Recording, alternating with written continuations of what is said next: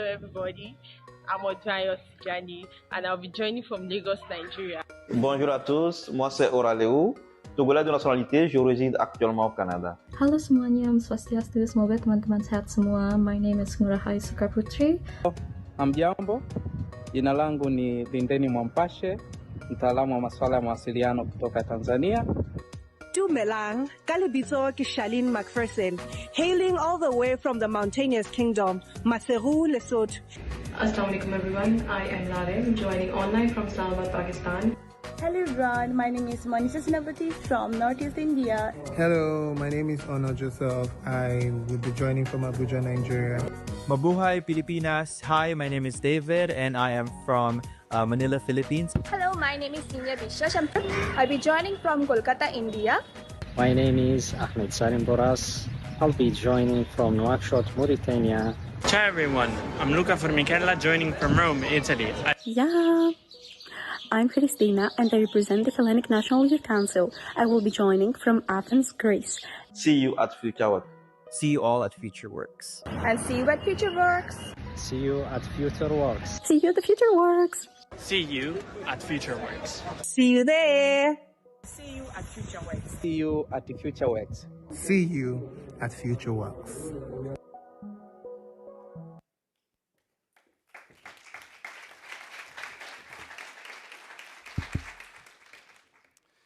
Welcome to the World Bank Group Youth Summit 2026. My name is Marco and I am honored to be the manager of this year's edition. Some of you set alarms in the middle of the night to tune in to this session. We have over 10,000 delegates online registered coming from 176 countries. You just saw some of them right now. Some of you traveled half the way around the world to be here in this room with us in Washington, D.C. We have about 300 delegates who will be in person with us over the next 2 days. All of you make up the essence of what the Youth Summit really is. Fundamentally, this is a volunteer-led initiative. It is organized by young people at the bank for young people outside of the bank. We've been running for 13 years now, and every year we try to do it better, we try to do it bigger. We listen to what you have to say, we try to learn from what worked and what didn't work, and we try to bring in all of the teams and all of the departments across the World Bank Group who want to collaborate with us on this effort, and there are a lot of them. There are a lot of them because youth, just like gender, is something that ought to be mainstreamed, not owned by one team, one unit, or one person, because youth is part of the fabric of humanity, and it is part of the World Bank Group. Young people by nature challenge the status quo. They bring creativity, they bring energy, and they bring solutions to problems that affect us all. We try to hold all of those perspectives together. The themes this year that we're going to be exploring, first we start with jobs. Jobs are the way out of poverty and are the way into purpose and self-actualization. The path to jobs often runs through education and skills and often lands in entrepreneurship. Small and medium enterprises make up roughly 90% of firms and 70% of employment worldwide. When we talk about jobs, we're largely talking about young people building small enterprises. How we're going to explore those themes? First, we have a series of plenary sessions. The first plenary, of course, is about jobs because it is the core of the bank's mandate. Our incredible speakers will be talking about how young people are actually feeling about the job market, notably in the poorest countries, which we call IDA countries, and what the bank is doing about it. The second plenary is about education and skills, and I'm very excited about this one because we're going to be covering the full life cycle. We're going to start with early childhood education and about the importance of getting this right early. We're going to then move on to primary and middle school, what it takes to shore up literacy and numeracy skills. And then we're going to move on to high school and university. What is changing because of AI and what isn't? We're going to finish with the socio-emotional skills and the leadership skills that are needed to thrive in the workplace, giving you a full picture of what is being taught and what should be taught.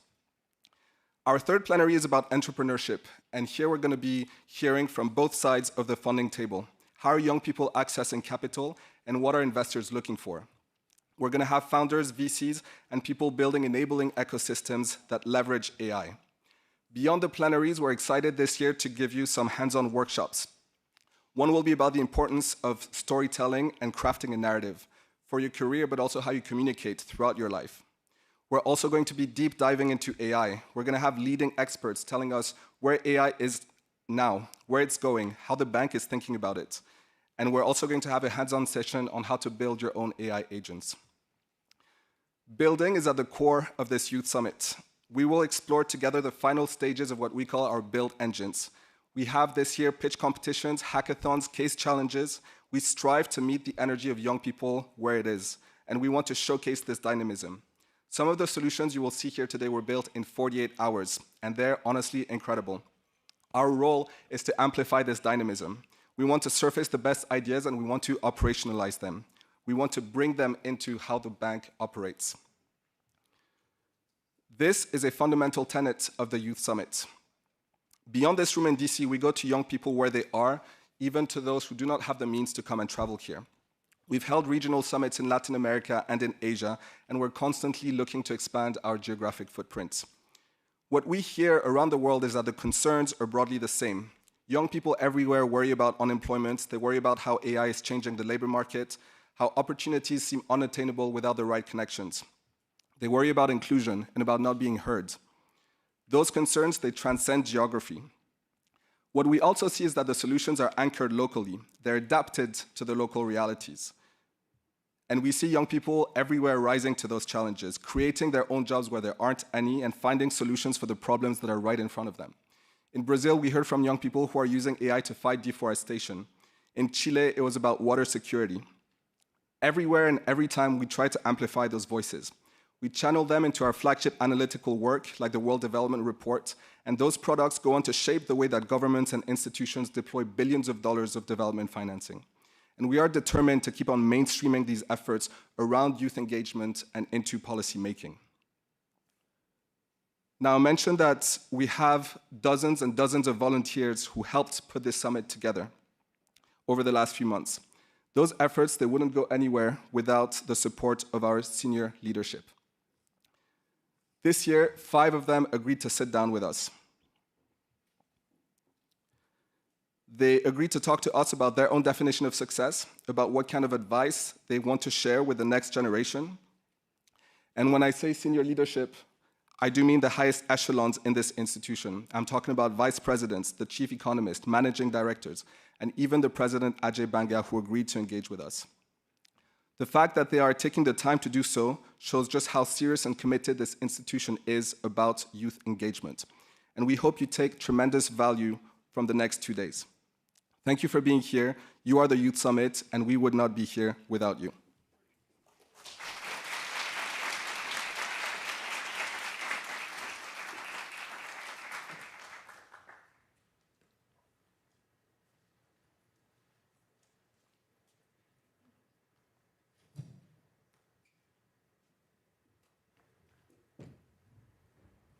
I'm going to ask you to please be patient for a couple of minutes, and then I'll introduce the next segment, which I know is the segment that you actually care about. Thank you.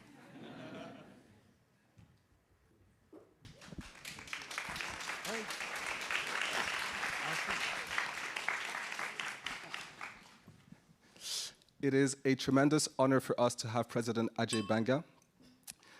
Ajay, if I can start with a simple question and ask you, what are you doing here? You must have the busiest schedule out of everybody in this building. I can't even imagine to begin what that looks like. So why take the time to come and speak to the young people here in the room and watching us online? Because you can twist my arm really hard. so I don't know how to say no to you. Second, you wear a man bun like mine, so that's the second good reason. I can give you plenty of reasons. The real reason, jokes aside, is that I'm trying to orient the entire World Bank group towards the issue of caring about young people in the emerging markets.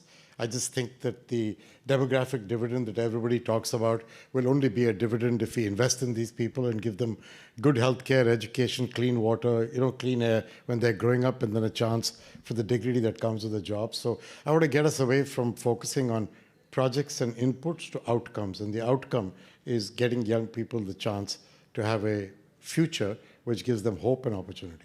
That's why I want to be at any place where young people collect, because you guys are not only the message carriers, you're also the guys who will make a difference, and it's your generation that we're talking about. So it's an important time. Thank you. I know that young people often talk about the feeling of not being heard. And I think I can speak for our audience when I say that it means a huge deal for us for you to be here today. My daughters would say I never hear them. but my daughters are now no longer that young. They're like 39 and 34, so, with 3 grandkids and a 4th one on the way. So. Let me ask you about the changes that you implemented as you came into your tenure into the World Bank Group. You made jobs one of the maybe the organizing principle of this institution. I've been working at the bank for almost 5 years now, and even the first couple of years, I was confused about what the bank actually is and what it does. Before joining the bank, it felt like a completely opaque institution to me. Yeah. Now it seems that everybody is aligning onto this jobs narrative. Why did you do this? What does that mean for the people in the room today? So let's come back to that opaque thing. Not forget that for a minute. That, I think, is a real issue. My view of life on the development world after being here 3 years, I didn't understand how fractured it was when I first took the role on. And when I started traveling to get elected by the countries, there's a whole process. You've got to go and meet countries and get voted upon. I learned from a lot of the country leaders and people I met, civil society and CEOs and young people when I was traveling, that not only was the institution opaque, but that development as a whole was very deeply fragmented.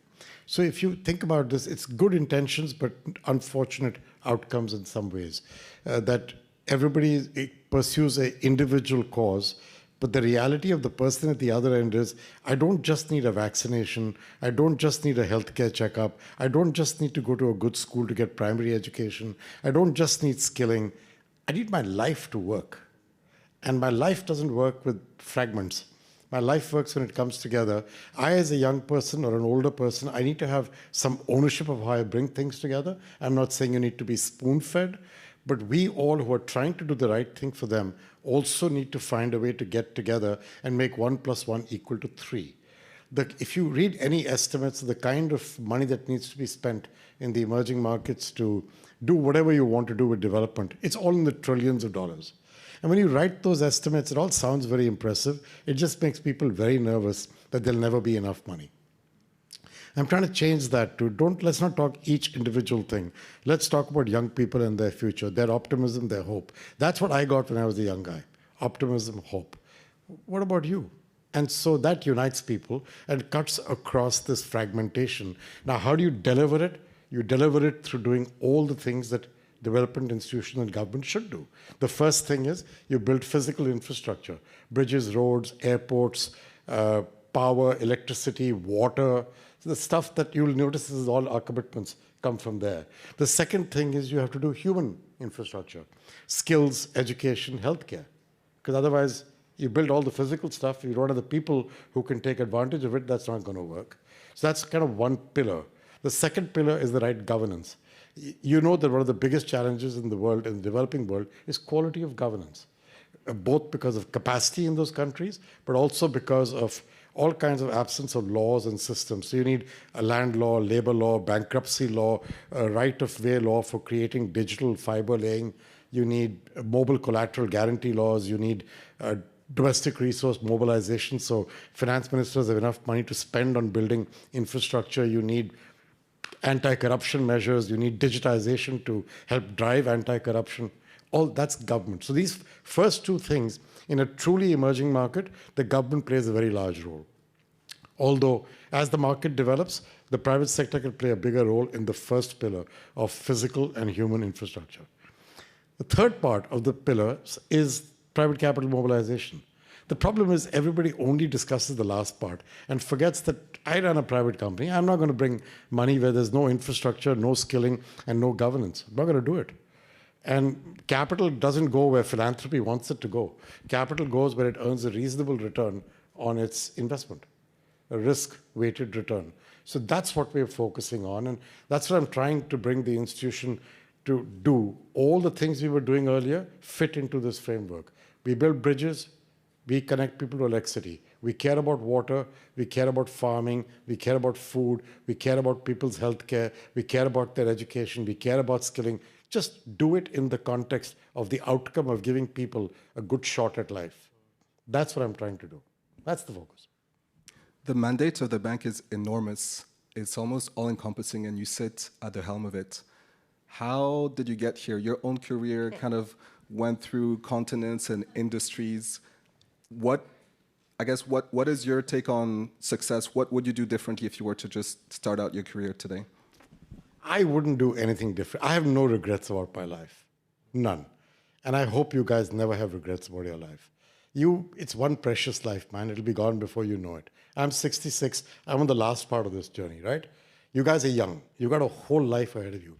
Please don't look back when you're 66 and say, oh, I wish I had done this. I wish I had done that. You're not going to relive your life. It's too late.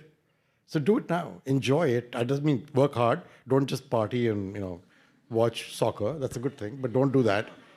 And you should party. I party, trust me.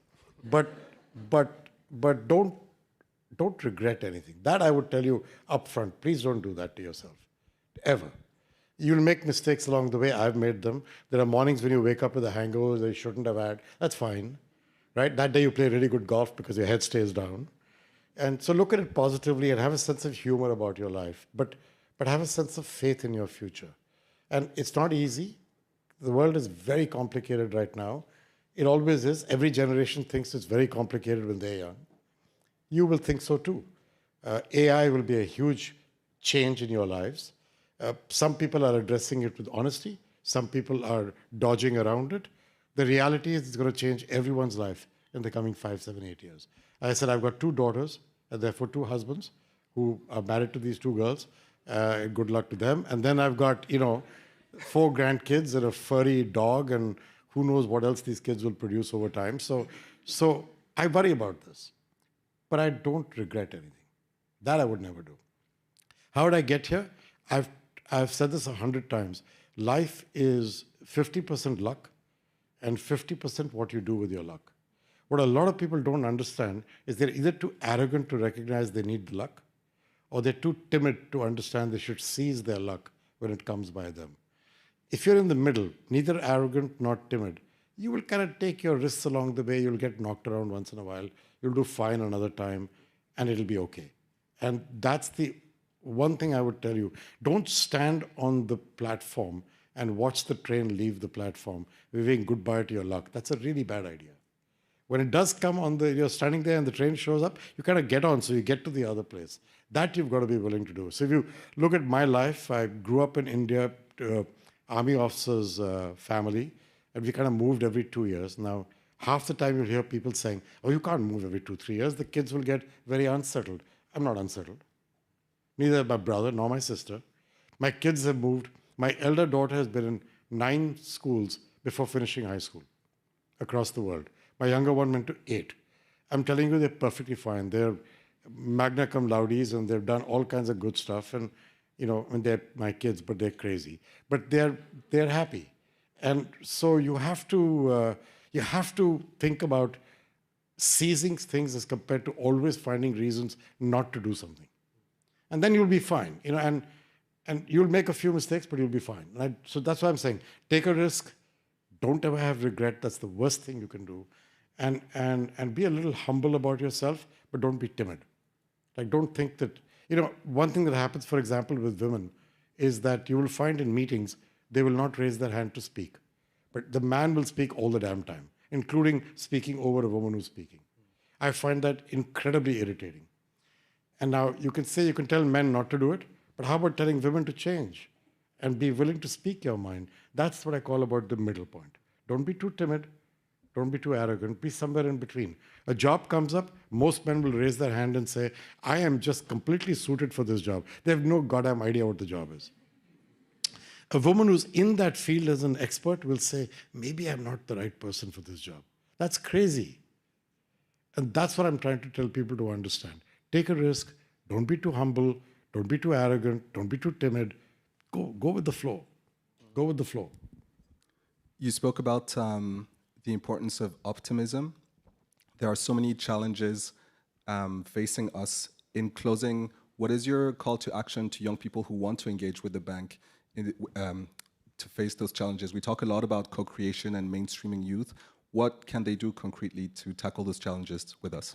I mean, they don't have to do it only with the bank. They can do it in every part. Listen, every person makes a difference. Somebody once asked me that, who are the people you admire the most a long time ago. And I repeated this in South Africa last week. I had said Nelson Mandela and Mahatma Gandhi, and it sounds pompous. But the reality is, there were two people who showed that one person makes a difference. Because if they had said, oh my God, I can't do this, it'll never happen, I can't make it happen, where would South Africa and India be today?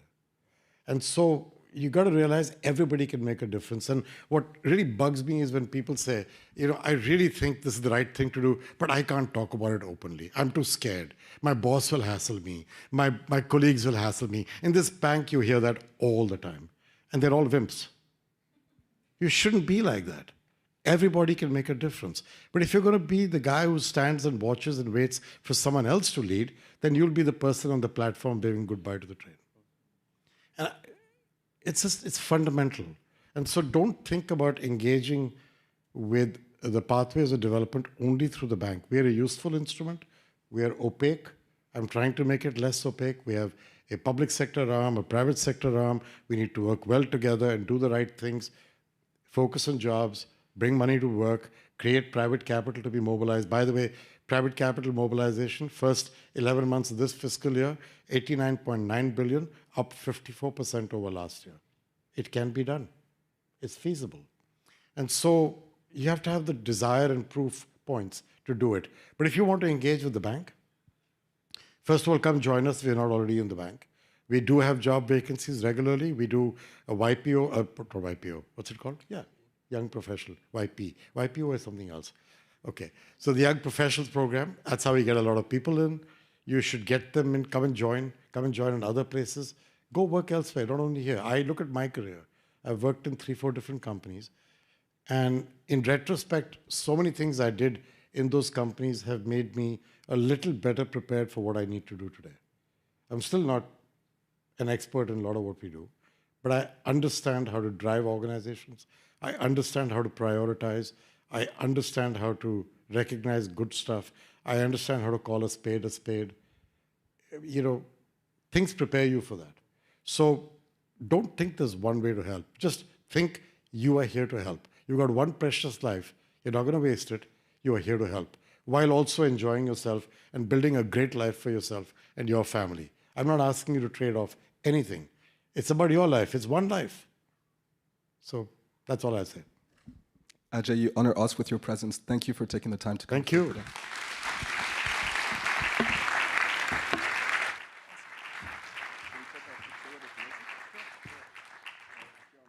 First of all, I wanted to thank our President Banga for the invitation to all the passionate young individuals here with us today, to both in person and online, to build together development solutions that create opportunities through jobs. In the upcoming session, Jobs in a Changing World, What's Real and What's Next, you will hear from subject matter experts about the challenges that are shaping the job creation ecosystem. We will learn about how different geographies and different sectors are responding to rapid technological change. And we will also hear about the different skills and resources that are becoming increasingly relevant to navigate this landscape. But before we delve into this topic, I would like to pause on the relationship between jobs and opportunity. As President Banga mentioned, jobs are not only about employment statistics or labor markets, but about creating opportunities for individuals. A job is often the first opportunity of a young person to develop labor market skills or the first opportunity to earn an income. But it is also a platform to prepare for the future, to support a family, or to help improve your own community. And that is why FutureWorks, the future of work, is not only about which occupations will grow or which technologies will emerge, but about finding ways to ensure that everyone can benefit from it. I am sure that every single one of you sitting here has that desire to create opportunities for others. Some of you will do so through entrepreneurship, some of you might opt for public policy, some of you might do it through digital tools, or perhaps through civic engagement. But no matter the path you choose, no matter your preference, As you listen to today's discussion, I invite you to think not only about where will the jobs come from, but also about how you can position yourself to seize the opportunities that accompany change.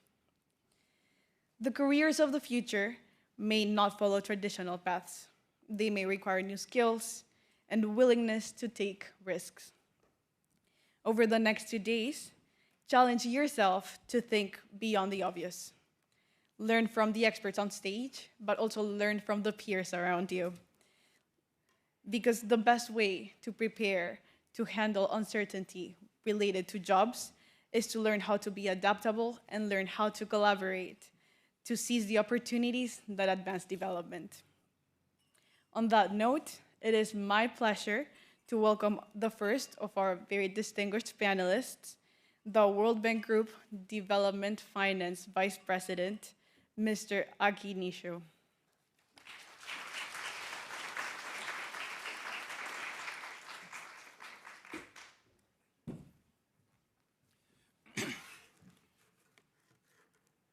Good morning, everyone. It's really great to see you this early in the morning. I'm very impressed with the turnout. And looking at you, it reminds me of how I was when I was your age. That was ages ago. But one thing that I can truly say is that I really enjoyed working in this institution, more than 30 years for that matter.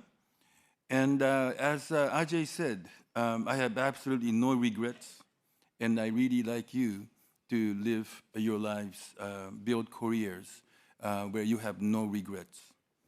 Now, my main work in my current capacity is to raise funds for IDA.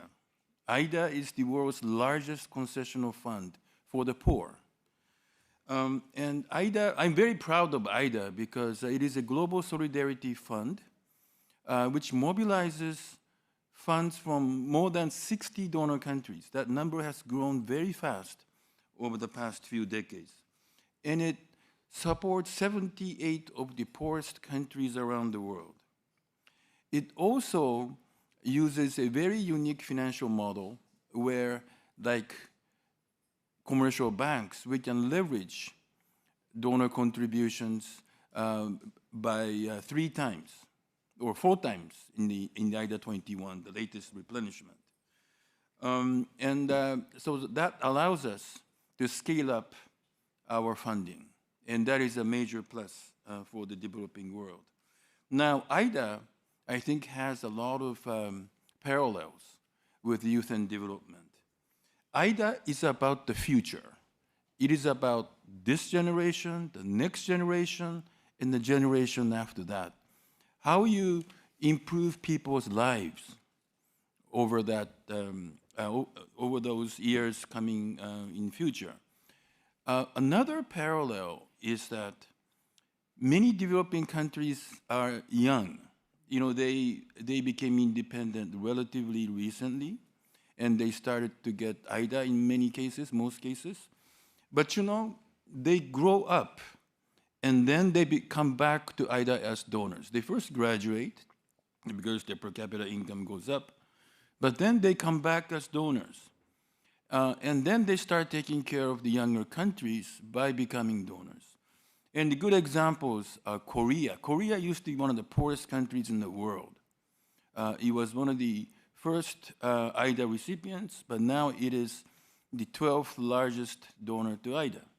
India, the same. Bosnia and Herzegovina, although they are still not fully recovered from this conflict, they have become a donor. So 23 countries in total have graduated from that young stage to come back as donors. And that is something that I really treasure because it really shows more than anything else that IDA is a global solidarity fund. This means that I end up talking a lot to youth in different countries. And most recently, I was in Kenya, where we had a youth event. And there, the discussion was heavily dominated by jobs. You know, people are worried about jobs. And it's not just Kenya. over the next decade, I think you've heard that 1.2 billion young people across the developing world will be coming into the labor market. And many of them will be in IDA countries.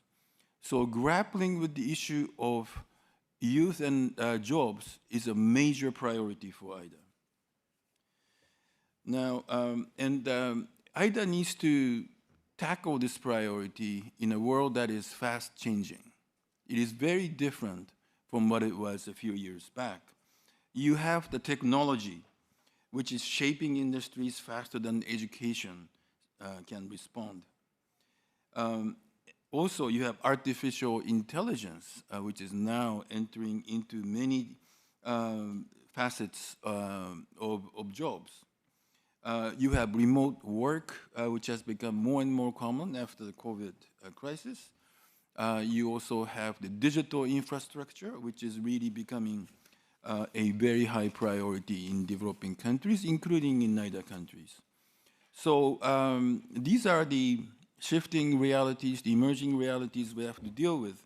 And we really need to up our game in order to tackle youth and jobs going forward. We have been doing some impactful operations. For instance, in Bangladesh, we are training 100,000 people in digital and disruptive technologies. In Kenya, we have a youth employment project, which has already created 125,000 direct jobs, and with additional 145,000 young people participating in the project. So we are doing more and more of these operations which contribute to jobs and youth. So we want to do it at a greater scale and in deploying all the different ideas and capacities that we have. Now, as we do this, we cannot do this alone. Obviously, we have to work closely with the recipient countries. We have to work closely with the civil society in those countries, also with the development partners that we have. So it is about solidarity and collaboration. And I believe that this summit embodies that ideal as well. So I'm really excited about this summit, and you're going to have very interesting conversations. But before I close, I want to ask a question.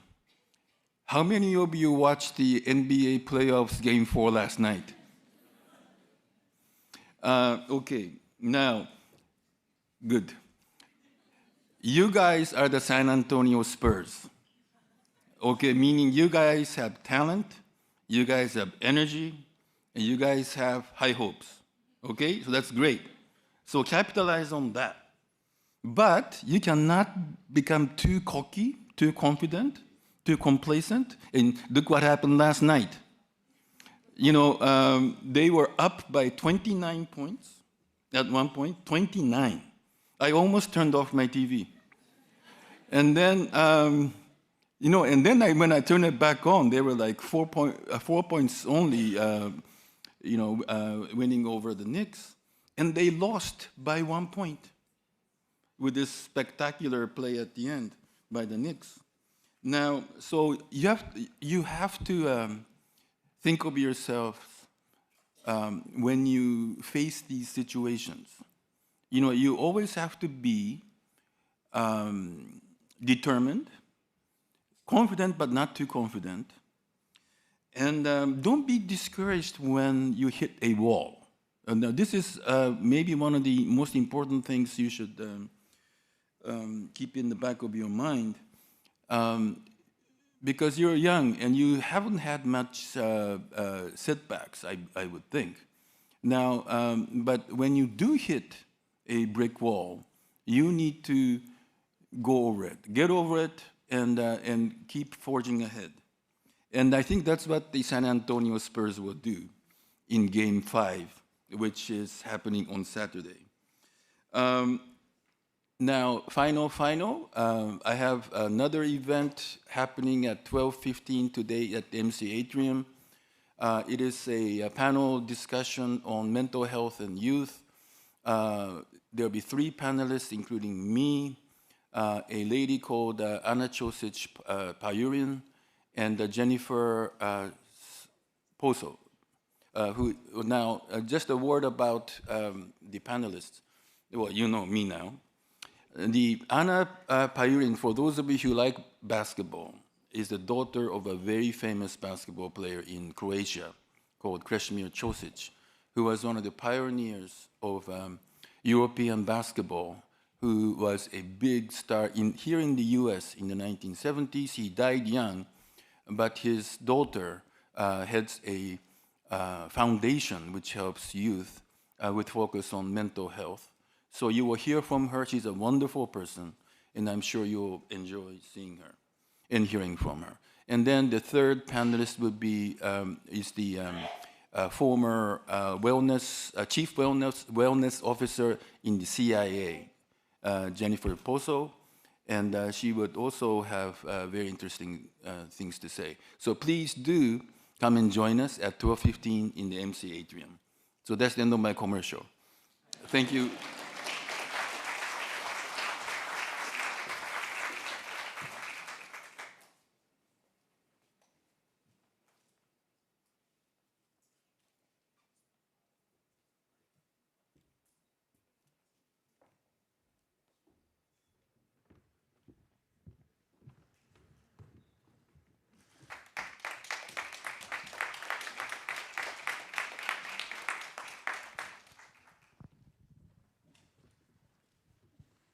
Hello, everyone. Thank you to the Aki for the opening remarks, and good morning, everyone. And to the thousands of you who are joining us virtually from every time zone, good morning, good afternoon, good evening. My name is Ani Babiashvili. I'm a technology lead for the World Bank Group Youth Summit 2026. Wherever you are, thank you very much for being with us today. It's an amazing day today. We had our president open Youth Summit. We have World Cup, kickoff today. And we now heard opening remarks by our Vice President of Development Finance. So this is the first plenary of the Youth Summit that is focused on jobs, one of the most important agenda items that is bank focusing at the moment. So every one of you in this room and joining us online, I believe is here to answer a question that is very much at the heart of the summit and the heart of the global discussions that are happening. As economies transform, we need to understand what's really happening with jobs. And as the next generation is entering the market of job place, are they simply finding a job in this world of work? Or are they able to contribute to their communities, contribute to their countries, and apply their skills and talents? The numbers you will hear a lot during the next 2 days, and they should be presented, but the numbers merely describe the challenge, and we need to understand also how to solve this challenge and what is behind it. So what I see behind this number is a generation that is entering the workplace, that is being redesigned by technology, which is, one of them is AI, which just happened to sweep into our lives, and I don't have a day when I don't use it, very honestly, by the demography and by even the expectation of what the career should look like. So no generation really has faced this sort of challenges and combination of factors, but at the same time, no generation is better positioned to shape the agenda. And I think that is the reason why here at the bank, we focus on the jobs. And this morning, President has highlighted that this agenda is not simply happening to us, but we have to co-create and design it together. So the panel really focuses on what's really happening, where AI is changing and is not changing, and what are the opportunities opening up to us. So to answer these questions with me, I have Dami Rosanvo, Senior Director for Strategy at the Harris poll. She has a finger on a pulse of what young people feel and think. I have Ali Rahim, program manager of Civic at the World Bank Group. He leads the work of bringing citizens, and especially young people, in the decisions of how the development gets decided. And also Kevin Curry, an advisor at the fiscal policy and growth of the World Bank Group, who actually shapes the jobs agenda at the bank. So please welcome the panel.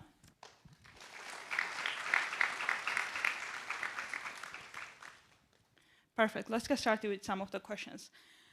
Dami, I want to get started with you because before we go and discuss from the institutional perspective of the World Bank, it will be interesting to know what young people are really feeling about the jobs, AI, what are some of the prospects, and maybe to mention one data that would really surprise this room here. Yeah, for sure. I think one thing I'll mention first is I know I have my phone up here. I promise I'm not live tweeting or checking up on how people are celebrating the fact that the Knicks won yesterday. I just have a lot of data points and want to make sure that I speak to them properly. But I think what we'll do first is talk a bit about the jobs sort of ecosystem and then the impact of AI quickly. So on the job side, what we are seeing is that young people, and I'm specifically talking here about people under the age of 36, primarily made up of Gen Z right now, are very anxious about whether work as we know it still offers a stable, reliable path to security. We run a human progress report every year with an organization called ETS, and right now what we're finding is that 7 in 10 workers say that there are they don't have any clear concept of what a next generation job looks like, and that's the jobs that are being defined by the new technology that's being created over the next 10 years. And 63% of people in Gen Z specifically are experiencing what we call FOBO, which is the fear of becoming obsolete within their actual field. And so the first thing I would say is that young people are not looking at the future of work from a place of certainty. They're looking at it more from a situation of a need to constantly adapt to what's going on. And so some of the surprising elements to that, I think, would be where that adaptation is specifically happening. In our Human Progress report that we ran, we found that 70% of Gen Zs say that they have already developed new skills already by using AI tools, but that rises in countries like Vietnam and India and Nigeria, which are looking at approximately 8 in 10 or even higher of young people who are saying they are developing new tools specifically with AI. But compare that to a lot of Western countries like the United States, the UK, or Canada, where that number is only half. And so that should change, in some respects, the way that we're speaking about youth opportunity, because this isn't just a story of young people in particular regions waiting to catch up or trying to find different ways that they can make themselves unique. In some places, it's really AI becoming the workaround for formal training, for coaching, for access. And so what that means is that that self-directed skill building isn't automatically going to translate into a good job. The real question here is whether institutions can turn that learning around into trusted credentials, into recognized skill sets, and into work that people can actually build their lives around. And so then when we're looking at this from the AI standpoint of how AI is influencing things, there's a lot more conflict. Young people understand the benefits that AI brings, but they also understand that there are a lot of trade-offs and drawbacks.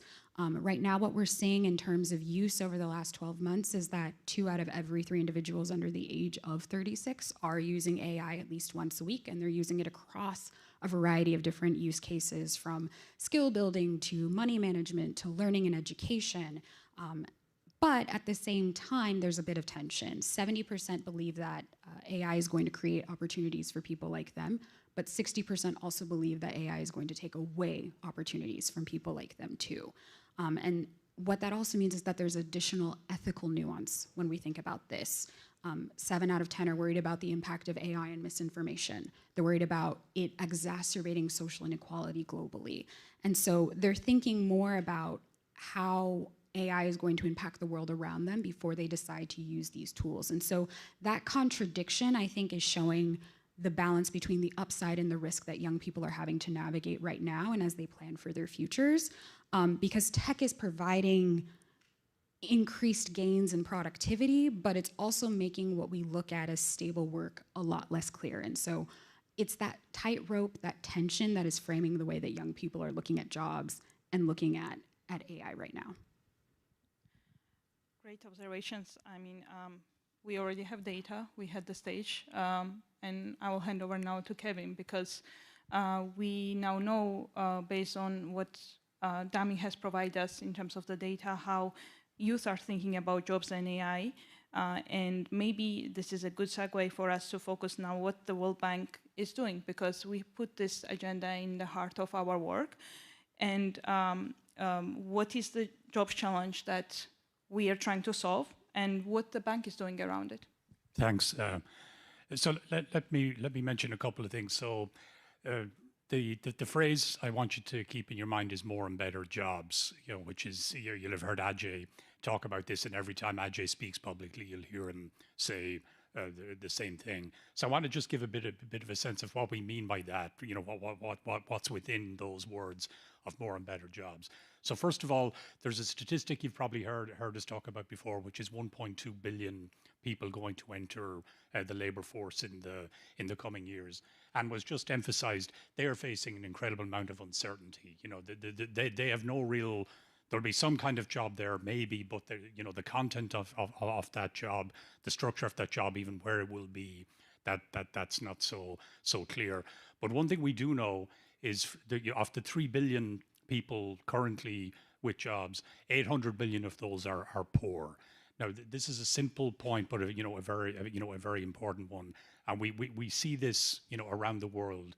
You see people working incredibly hard, putting in a lot of effort, but they are, literally barely getting by.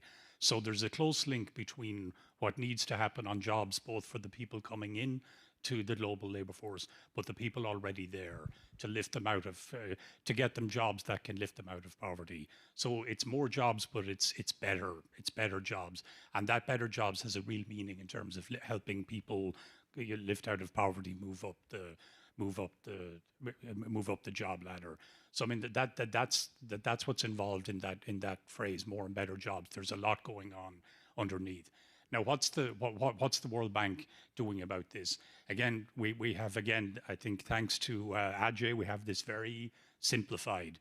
We're working on foundations, which is the physical, the human capital, all the things that need to be there to make a person more productive day to day.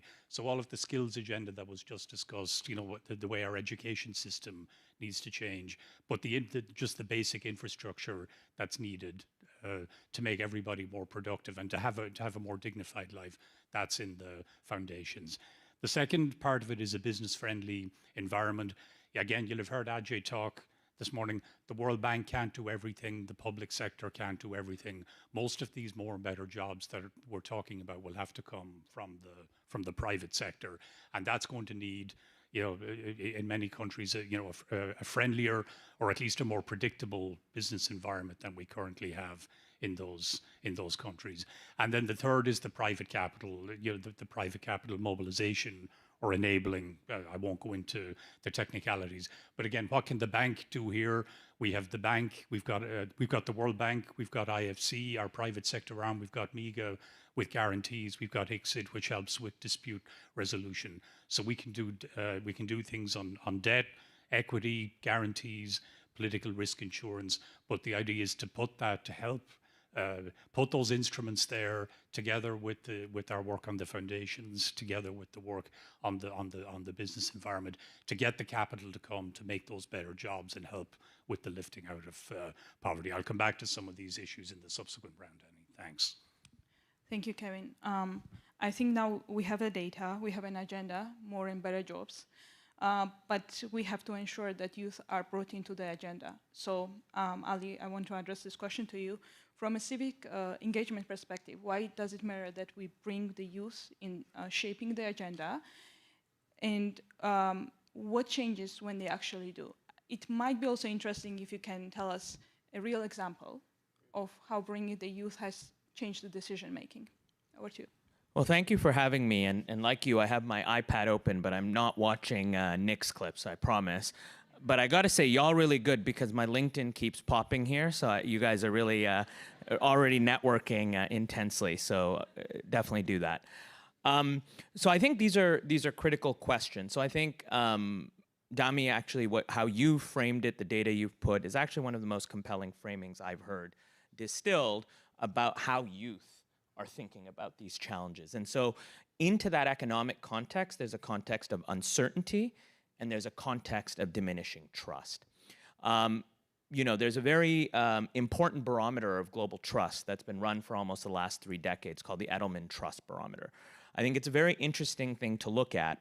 And one of the things in the Edelman Trust Barometer right now is that, you know, 1/3 of respondents only believe that things will be better for the next generation. Those are stark statistics. And when there is broad-based societal uncertainty, and whenever there's uncertainty, especially amongst young people, those about to enter the labor market, I think that's a kind of intelligence. That kind of apprehension usually tells you about things that they're presaging. And that's usually linked to information that we need to go to and listen to and pick up. So what are those young people assimilating that makes them so apprehensive? And the only way to understand that is to come to them, to engage them, to talk to them. And the Edelman Trust Barometer also shows that, that there's a desire for change, that people aren't being listened to, and especially young people. And more than half of young people approve right now or are in favor of hostile activism to bring about change. So that's a risk. And we're seeing that play out in some of the Gen Z revolutions or social protests, which have actually toppled a lot of governments, and actually governments we work closely with as well. So that is a harbinger as well. We're seeing a level of youth social protests we have not seen since the Arab Spring. And a lot of that is around corruption, about the quality of investment, about the availability of jobs, about elite capture, about inequality. And then there's a legitimacy question. And here, 70% of Gen Z respondents in the Edelman Trust Barometer say what they perceive a legitimate influence and leader to be is one who understands what people like me need and want. It's not about the formal position of power. So the key thing here is, how do you build pathways? You need to build better civic architecture. Here, I would encourage all of you to, if you haven't already, I think a very interesting moral statement regarding AI is the recent papal encyclical on AI. It frames a very interesting position on what it means to define the boundaries, to define the use of AI in modern society. And it goes fundamentally to human agency. What is the role, our role, and especially your role as the young people of tomorrow, to define the contours of this technology? What are the boundaries? What jobs should be automated? What jobs shouldn't?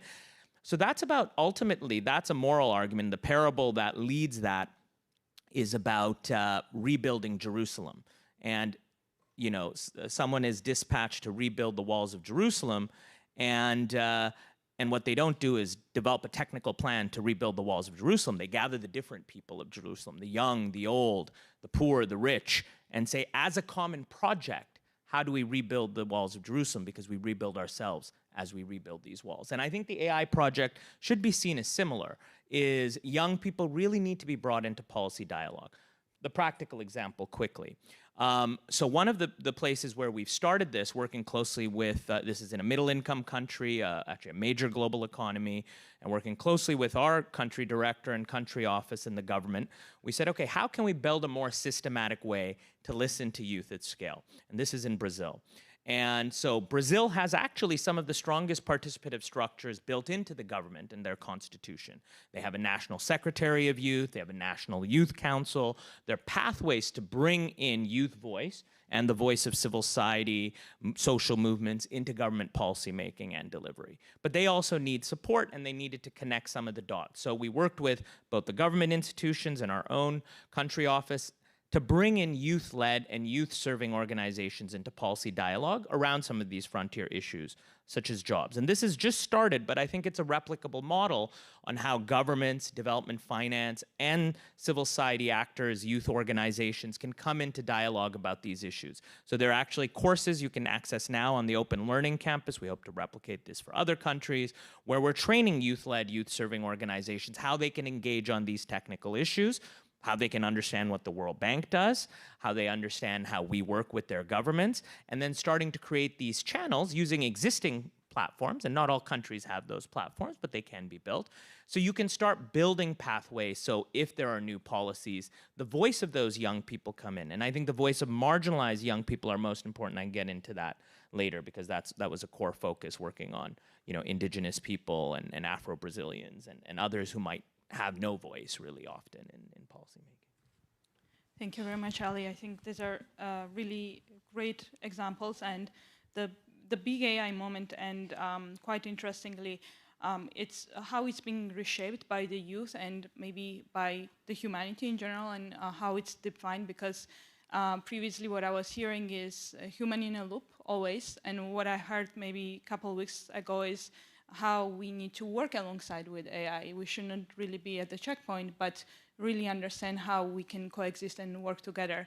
And as a next question, I actually want to open it up to everyone, because previously we would have maybe AI and technology experts, but it seems like it's affecting us all simultaneously and at the same time. So youth particularly are positioned to lead on this technology. From the adoption perspective, it's embedded in, like you mentioned, in education, in our everyday lives, but at the same time, there are still the barriers on AI and adoption. So maybe we can discuss on these opportunities and barriers, and Dami, maybe we can get started from you and understand what the youth are thinking about this.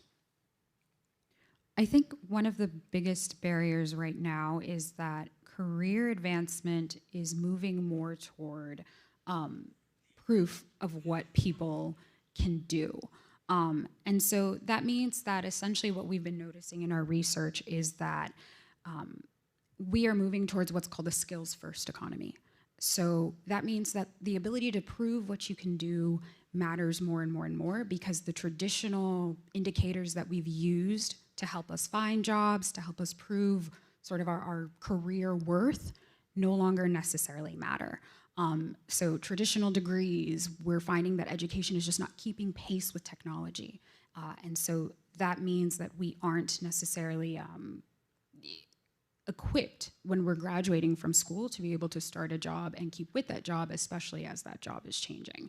And so the opportunity side is that as we're moving more towards that skills-based economy, it means that people can find different ways to develop those skills, and a lot of that comes through AI. The issue is that, or the barrier is more that being able to trust the proof of skills or the credential that you're proving with those skills is not necessarily accessible. So access is the problem. So in terms of stats that I can share with you on that, what we're finding is that 85% of workers around the world are saying that being able to provide proof of credentials is essential for their careers. They don't think that their careers can actually survive without being able to prove that they know how to do things. But only 45% say that they have access to institutions or programs or technologies that allow them to prove that they can actually do things. And so one of the things I do think that we should be saying in these types of conversations then is not just about telling young people adapt, or more recently kind of just embrace AI and figure things out. It's a lot more about giving people the institutional support to be able to upskill, both via the government, but also via employment systems that exist today. So it's not so much about just knowing how AI works, it's about how people use AI, how people evaluate AI. That comes through having programs and platforms that are geared to help people learn how to do those things, but also employers that are focusing not just on using AI to improve productivity gains and potentially eliminate their workforces, but support their workforces in being better equipped to use these new technologies in new and different and compelling different ways. So ultimately, I think when we look at it from an operations and barriers from an opportunities and barriers standpoint, it's really a systems issue. It's really a policy issue. It's really an institutional support issue. I think I have to straight away go to Kevin, because we have, like Dami mentioned, the institutional and policy issues. So I think bank is better positioned to answer those questions. So can you discuss more about those opportunities and barriers and how we're addressing those issues? I think, part of the answer is I think the opportunities and barriers are going to be, there'll certainly be some common elements across countries. There will be things that will vary between developed versus developing countries. But let me give one example that's drawn from Poland, but I think is of much broader relevance. So we've done some recent work on AI and what it would mean for Poland. Remember, quite a dynamic economy, but one with with still. Let's say somehow stuck in some traditional sectors. So you can certainly think about a challenge. So the opportunity, the way we put it, is augmentation, and it's exactly what Dami was just talking about. People are figuring out ways that AI can make them more productive in a current job or a job that they would like to have. So we sometimes have in our mind that it's always going to be substitution, that AI will replace what's being done. But I think what we're seeing in many contexts, when we listen to the technology experts, which is see what's happening, it's augmenting, it's finding ways to make you more productive. And in particular, taking out some of the more mechanical, automated parts of a task and allowing you to concentrate on the parts that really need judgment, assessment, problem solving, using information from different sources. So that's the opportunity, the augmentation. Now the barrier, what's the barrier? One big barrier is mobility, because the sectors where AI is going to these impacts, it's going to be asymmetric across sectors. So we are talking about the ability to be able to move from a sector or a task that's adversely affected by AI to a sector that that's positively that truly is augmented by AI. So in this work for Poland, we did economy-wide modeling, and it was really in terms of, does the economy lose or gain jobs as a whole? It came down to how much mobility there is between sectors. So if workers are able to move from sectors that are hit by AI to sectors that are augmented by AI, it just completely balances out. You're able to, there's no net job loss from AI because workers can move to the growing sectors. But if workers are blocked, in the case of Poland, you're talking about a net loss of 330,000 jobs. And remember, it's not the AI opportunity or the AI cost itself that's doing that. It's the inability to move from the sectors that are differentially affected by it. So I think the policy question then comes back to can we reap those gains from augmentation, and what can we do to tackle the mobility barriers? Some of which will certainly be this issue of skills and the right education, the things that were already discussed. But some could be policy issues that prevent firms from expanding in growing sectors or leave you with zombie firms in declining sectors. So tackling those as well. So just a taste of how we see the issues drawn from one example. Thank you, Kevin. And maybe, Ali, now let's bring the participation angle here. Let's bring youth back in the discussion. So over to you in terms of opportunities and barriers.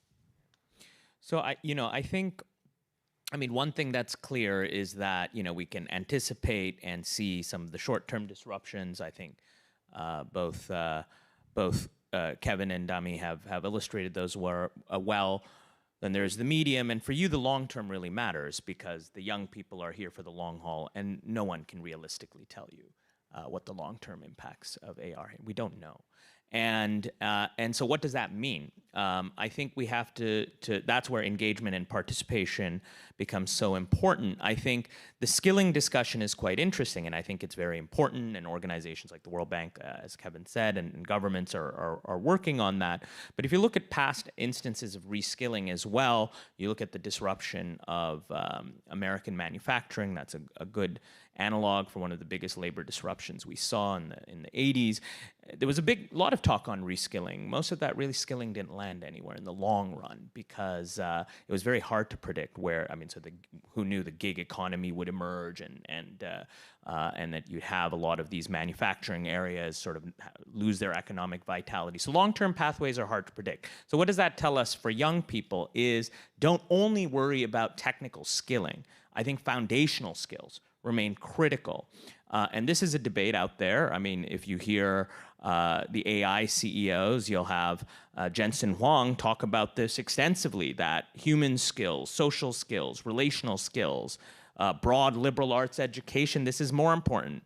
Then you'll have the Palantir CEO say, no, all I need is technical people. So you have to go out there and assess as young people what you believe. I personally believe that foundational and relation skills will be more important than ever. Some form of micro enterprise, SMEs, ability to be adaptive remains important. There will be businesses in the future, and young people will be able to work on decentralized businesses. You look at a lot of what you're doing, whether right now it's on social media, whether it's on local business. So I think we have to go to where the people are, because that's also going to look very different from place to place and locality to locality. So sort of global policies, international policies, I think we have to go highly local for adaptation. I think it's like we talk about climate. Adaptation and resilience is what's important. The skills needed for that sometimes look very different from the macro picture. So I think that's where engagement in co-design is so important. We're not just co-designing the solutions you can have a job tomorrow as you come out of college. How do we make you resilient over the long haul? You know, I have 2 kids. I have a 17-year-old, and everyone will teach your kid how to code. And I was like, I don't care that much if my kid knows how to code. This was about 10, 12 years ago.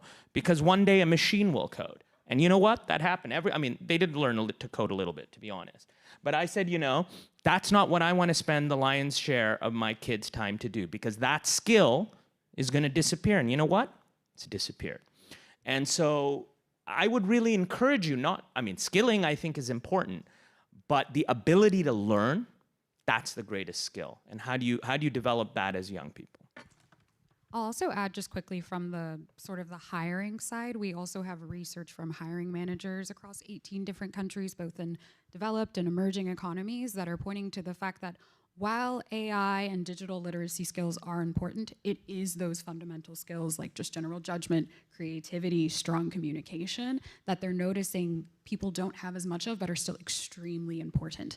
And so adaptability, those skills are the skills that allow people to be adaptable. One thing I will note, and I think this has already been addressed too, is that adaptability only works if there are systems in place to make people have that adaptability count. So if you don't have the policies in place that are allowing people to take advantage of the new skills that they're developing, of the solid foundation of both digital and human skills that they still have, it's going to be really hard to have your workforce be as productive as it should be. I can't agree more with this. I remember maybe couple months back, I was listening to Christine Lagarde, head of European Central Bank and previously at IMF, and most probably you've seen her a lot here, that she mentioned that what's the one most important skill for youth is the adaptability and the flexibility, and to learn and to put different hats while the world is changing by technology, like we mentioned. I was pointed that we are approaching end of the time. I have more questions, but we need to end this very good conversation like every other needs to end by clearing out the past. So I would like to do a very quick lightning round to all of you. What is one myth that we want to retire from today's conversation? Kevin, let's get started with you. One myth would be, if you look back at, each new technology wave is different, but if you look back at previous technology waves, we've always thought that at some point in the future there won't be work, that we'll be doing something else and living, there'll be something providing. So the myth I would look to retire is that we're going to be early retirees. I think AI will change. It will change the nature of work, but for various reasons. I think there will still be work. It'll just be a different kind of work. It'll be what Ajay was talking about, balancing luck and ambition and finding a way forward through that. But it will certainly involve work. So don't go with the science fiction of an idle future. The work will continue. It'll be different work. Ali, over to you. So the myth I'd like to retire, and I hear that a lot, including here, is that somehow Gen Z and Gen A don't know what's going on, that they're entitled, that they're lazy.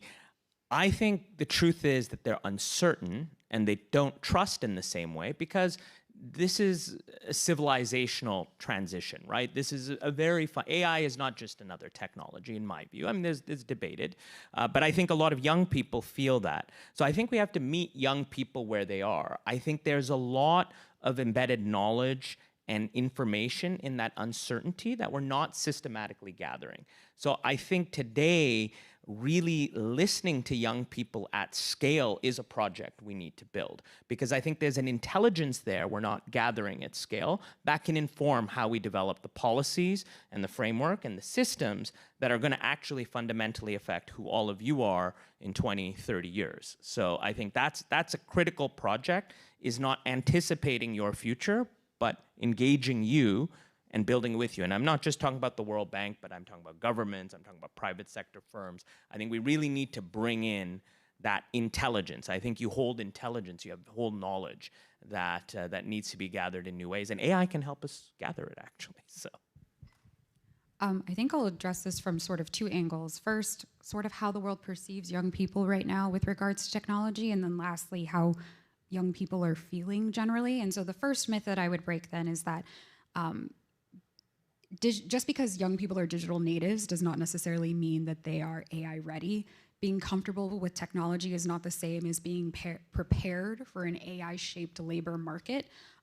Gen Z specifically is estimating that 36% of their work already involves AI tools, but we're also finding from what workers are reporting in 18 countries and what HR managers are reporting is that the AI literacy gap is actually the largest skills gap that they're noticing among their workforce. And so that distinction matters because use doesn't necessarily mean competence. And your confidence in particular technological tools doesn't necessarily mean that you have good judgment about how to evaluate their outputs, about how to figure out the way that they work. And so what that really means, or it's what it's showing us anyway in the research, is that the future belongs to people who know how to adapt, but that only really happens if there are systems and workplaces that allow people to take advantage of the adaptations that they have made. And then on the second angle, I think what's really important too is this idea of there is this prevailing narrative that a lot of young people are actually anti-AI, even though they use AI. And I don't think that that's the case based on what the data is showing us. Young people aren't afraid of AI. They're afraid of being left behind by a system that is becoming heavily dependent on AI without any input from them. They're afraid of an AI system that hasn't become completely accessible to them the way that it should be, or the way that it's being communicated or being talked about by these AI CEOs. And that is something that we can solve. These are different problems that have different solutions, but if we only focus on sort of the technical aspects and not the systems behind them, we'll be building a lot of the wrong interventions. And I will just say too, for the people who do have more of a negative take towards AI and its impact on us, I would say do not disengage, which I think has been the predominant narrative regarding AI. Anytime any group of people, any party is not involved in the formation, the development, and regulation of a particular system, be it a new technology, be it a form of government, those parties tend to stand to suffer. And so if you want to see AI start to work properly for people, to work properly for your societies, to not have the impact on the environment that it's having, I would suggest that you find ways to be involved. And that doesn't necessarily mean using AI. Maybe it means having conversations about AI in social media or in the public square about the things that we can be doing from a policy standpoint to help make those changes. It could be that you are using the most ethical tools that you can find and then consistently providing feedback to those companies, but find ways to engage so that you are also involved in the formation, development, and regulation of a tool that has the ability to completely change our lives. Excellent. Thank you very much. We retired the myths. We had an honest conversation, but one key takeaway from this conversation is that we have to co-create this agenda together. So with that, please join me in the room and virtually to thank Dami, Ali, and Kevin for joining us today, and enjoy the summit. And welcome back. First, please join me in thanking our speakers for a rich and thought-provoking discussion. And thank you to all of you for being here with us today in Washington, D.C., as well as to the thousands of delegates joining us from all around the world. My name is Jose, known as J. Malbec. I'm the communications co-lead for this year's World Bank Group Youth Summit and the communications lead for CIVIC, the Civil Society and Social Innovation Alliance. I have been working and studying for half of my life abroad. Early this morning, we learned about the relationship between jobs and opportunity. We heard that jobs are much more than employment statistics or labor market outcomes. They are pathways to opportunity, dignity, purpose, and most importantly, impact. But if jobs create opportunities, then education and skills are what prepare us to seize them. Creating jobs is only part of the equation. Preparing young people with the skills needed to thrive in a rapidly changing world of work is equally critical. As technology transforms industries, new occupations emerge, and traditional career paths evolve, education systems, lifelong learning opportunities, and digital skills development will increasingly shape how the next generation participates in the economy of tomorrow. In fact, one of the ideas that stayed with me this week while preparing the final details of the World Bank Group Youth Summit 2026 and coordinating communications with my colleague Savannah, who's in the room, alongside our incredible steering committee, came from a post shared by someone sitting in this room today. The message reflected on what education truly provides beyond the classroom. This in-person delegate said, "Without education, I wouldn't be here." Education is not only about learning to write an essay or pass an exam. It teaches us how to communicate ideas, speak with confidence, present solutions, think critically, collaborate with others, and perhaps most importantly, imagine and create something new. And that is exactly what we hope delegates will experience during these 2 days. Not only learning from experts on stage, but developing the skills, relationships, and confidence that will help shape your future. I often think about a moment in my life when I was 15 years old. My father came to me one day and said, "Hey, I would like you to send you overseas to study in New Zealand." At that time, I had no idea that meant flying alone to the other side of the world from Santiago, Chile, crossing multiple oceans, arriving in a country with a 16-hour time difference with Chile, and immersing myself in a culture I knew very little about. That experience changed my life. I opened my eyes to new ways of thinking, introduced me to the richness of the Maori culture, challenged me to communicate across cultures, and helped me understand the value of seeing the world through different perspectives. Many of the foundational skills and lessons I gained from that experience continue to shape my work today, including my personal mission of connecting people with opportunities to succeed across borders and communities. And I believe that is the broader purpose of education, not simply preparing us for a first job, but preparing us to navigate change, embrace uncertainty, and continue learning throughout our lives. As Ali Rahim said earlier, the ability to learn is the greatest skill. This brings us perfectly to our next session. A round of applause, please. Following our discussion on jobs, this next panel will explore how we prepare young people for a labor market that continues to evolve and whether today's education systems are equipped to meet the challenge. From early childhood development and foundational learning to lifelong skills acquisition and workforce readiness, our speakers will examine how we can close this skills gap and ensure that young people are prepared not only for the jobs of today, but the opportunities of tomorrow. It is my pleasure to welcome our content colleague for the World Bank Group Youth Summit 2026, Hannah Rosenthal. Please, a round of applause, who will moderate our next session, Education and Skills.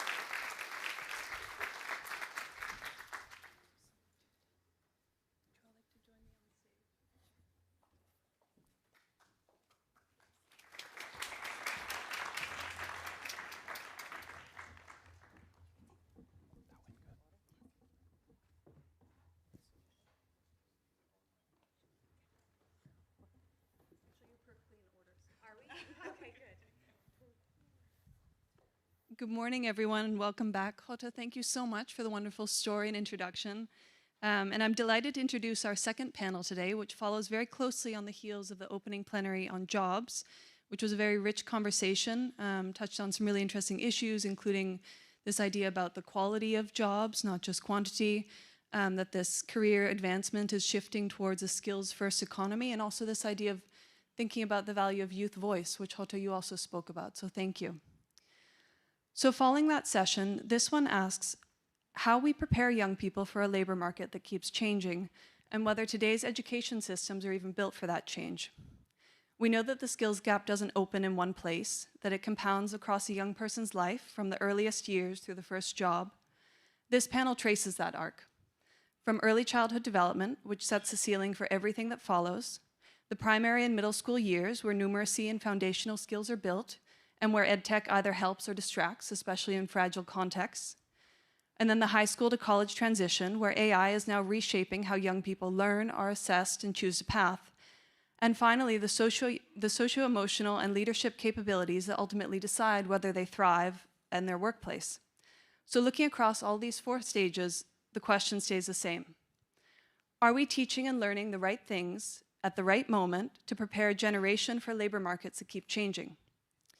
So with that, I'm delighted to welcome 4 experts to the stage, 3 in person and 1 online, who will speak about skills in education from early years to early careers. The first is Adriana Valcarce, who is an education specialist with UNICEF Haiti, who will be joining us online today. The second is Marcus Homeland, a research manager at the DEC Development Indicators Group at World Bank. Third is Nigella Nakuna, who is Director for Generative AI Business Strategy at the College Board. And finally is Dr. Jennifer Posa, who's the former Chief Wellbeing Officer at the CIA. So please join me in welcoming our speakers.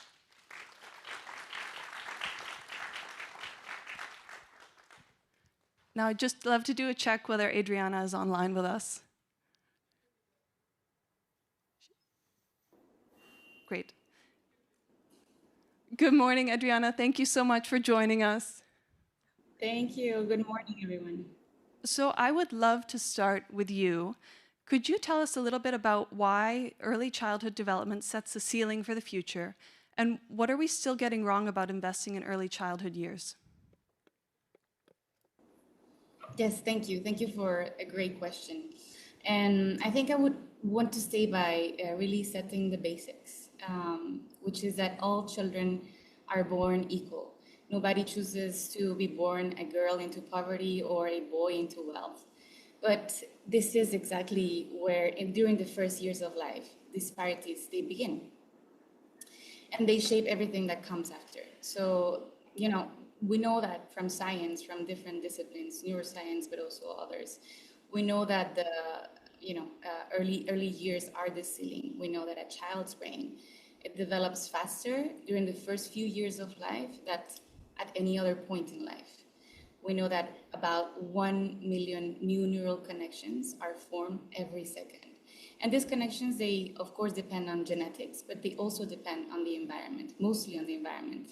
So nurturing, stimulation, and meaningful interactions with children and their main caregivers is extremely important for child development. A child who gets that foundation has a much higher chance of reaching their full potential, physical, social, emotional, and cognitive development. So what's missing here from a service provision perspective is how we support families to actually do this, right? Parents and caregivers, they are the most important service providers ever in a child's life. But supporting them, as you may know from your childhood, from your own parenting journeys, is extremely tricky because parenting is deeply cultural, family-based, and personal. Where services actually do exist for this age group, they tend to be narrowly medical, focused on growth monitoring, on vaccination, on nutrition. And sometimes, of course, don't get me wrong, this is also part of early childhood development. A child needs to be well nourished to thrive. A child needs to be vaccinated to thrive. But this missing part, this soft, extremely important part for these connections to form and to stay together is the interactions, the meaningful interactions that these children are getting with their caregivers. And so it's not, we really cannot underestimate how central the role of play, communication, and responsive caregiving is for child development. And let me give you one example, for instance. We know one of the only longitudinal studies that was conducted on early childhood development is the Jamaica study. It followed children that were stunted. So stunted means children that are too short for their age because of chronic malnutrition. It followed these kids for about 30 years in Kingston, in Jamaica. And these stunted children, they were given 2 years of intervention combined with nutritional supplementation and the psychosocial stimulation. When I say psychosocial stimulation, I'm talking about, supporting their caregivers to play, communicate, and have positive, meaningful interactions with them. So not only those children, they recovered after 2 years of intervention, but they kids later at age 31 years old.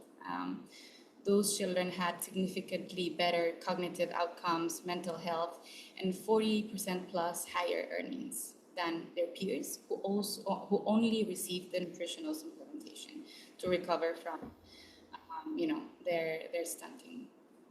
So the message here is that we need to invest in families, in building their own skills and strengthening their own skills, how to play with a child, how to talk responsively with them, how to support their emotional regulation in ways that is respectful to their culture and their context, and not impose an outside model, or even worse, have a service provider coming to their home to do it for them or instead of them. The magic happens really when the caregivers are empowered and do that with their own children. So it's really not a nice to have or a bonus, it's a foundational thing. And this is what comes before preschool, which is, the next step into early childhood development, or the next service that comes during this age, this period of life. But really it's foundational and it shapes the brain before a child ever reaches a classroom. So this is really for, to start on the earliest years of life.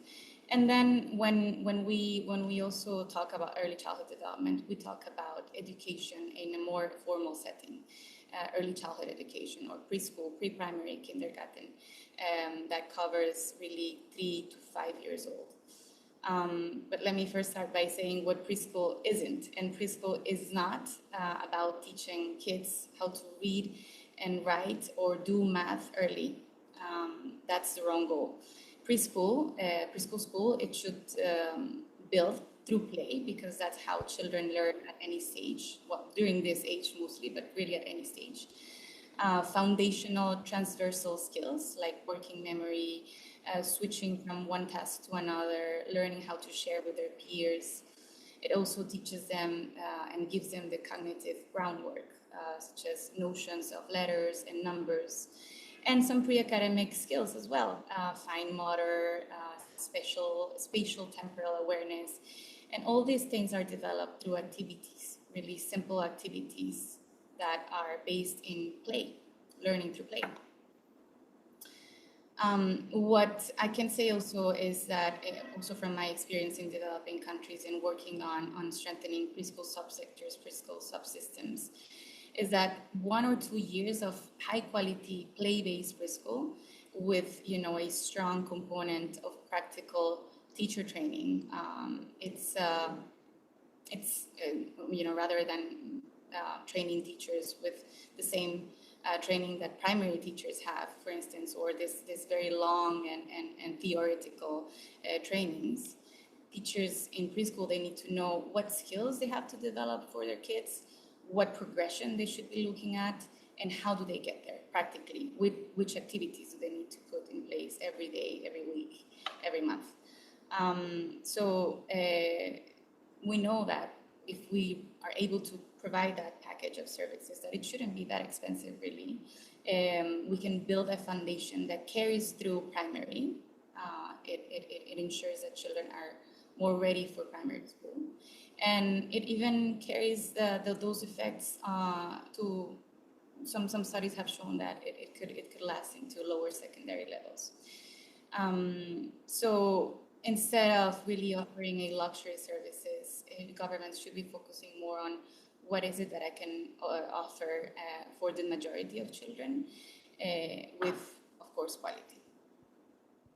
So the goal should be to reduce those disparities that I was mentioning before and not deepen them.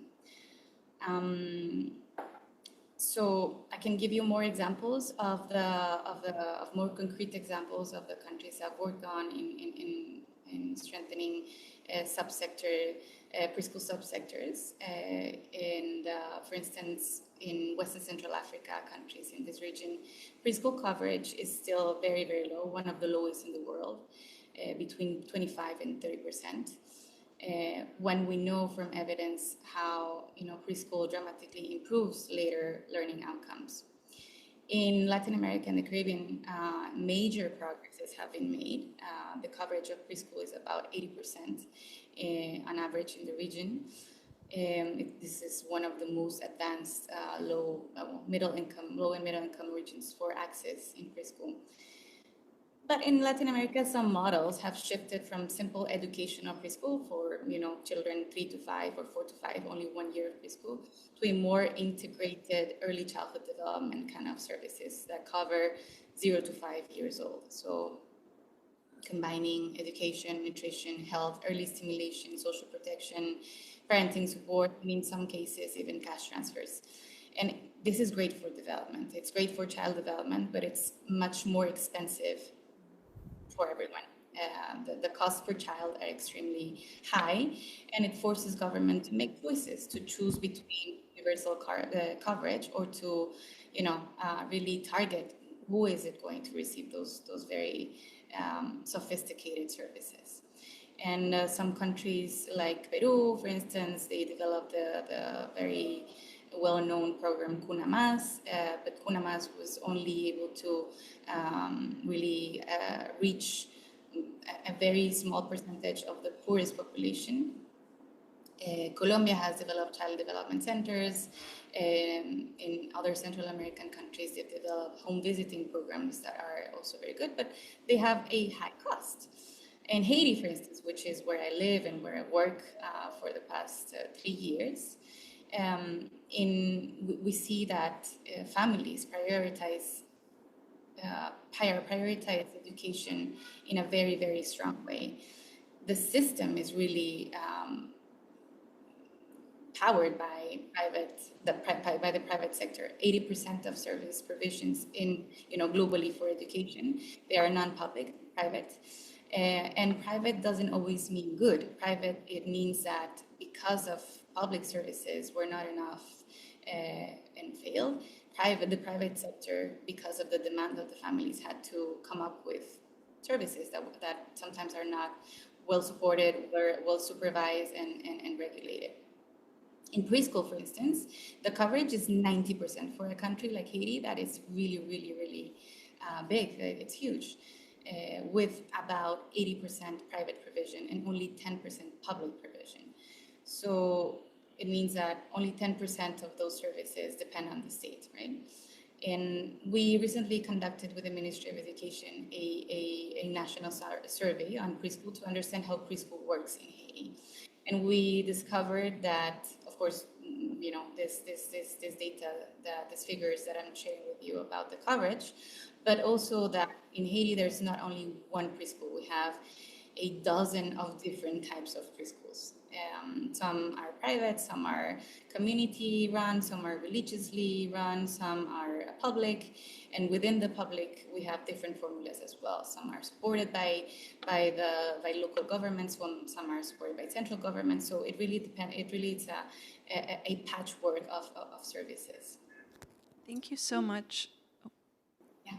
Thank you so much, Adriana. I want to let Marcus in here because I can see him leaning forward, and I want to shift to this, where this interdisciplinary question that you're dealing with shifts into the primary and middle school years, where some of these things like numeracy and core skills, which you mentioned, are just sort of a budding part of those early preschool years.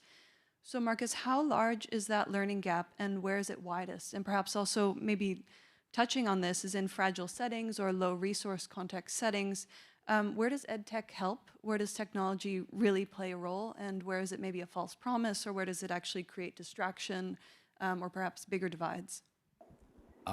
Thank you, Hannah. Thank you so much for inviting me to be part of this discussion. It's super fun.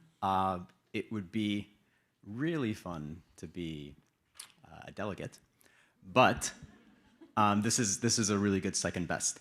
That's a big question. I'll do my best to answer it. We'll see where we get to. I'm not an education specialist, so I brought a cheat sheet. I was taking notes while Adriana was speaking. But I think, if we think about the sort of education and learning gap, maybe we could start with a very obvious point, right? Which is that being in school is obviously not the same thing as learning, right? So how many people here have been in a lecture, in a classroom, in a seminar, physically present, totally tuned out? How many? How many are doing that right now? Yeah. So it's super relatable, right? So we've made a lot of progress in the world in terms of getting kids enrolled in school and getting kids into classrooms, right? But that's not really the point. The point is learning. And so we have this other concept. It's called learning poverty that sort of combines the idea of being present with learning. And you can think of this as, is a 10-year-old able to read and understand like a basic text that's appropriate for their level, right? So read and understand. Unfortunately, the numbers don't look that great, right? So before the pandemic, you had 57% of kids, of 10-year-olds in low and middle income countries that weren't able to read and understand a basic text, 57%. After the pandemic, that number rose to 70%. So 7 out of 10 kids that do not have an age-appropriate level of literacy. So 7 out of 10, that seems like a lot. The cost of that in terms of lost productivity, lost lifetime earnings, was estimated at something like $21 trillion. That's about a fifth of the world's GDP. So this is not just sort of it's an individual tragedy, it's a tragedy for communities, it's a human tragedy, but it's also something that reverberates throughout the world, right? Throughout the global economy. And you could say, okay, cool. After COVID, it was very high, but probably things got better. And unfortunately, things didn't.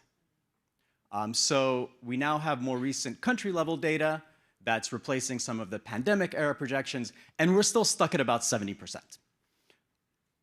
And then if you think about how this burden of lack of learning is distributed, of course it's not distributed evenly, right? So you have regional disparities, you have disparities across different population groups.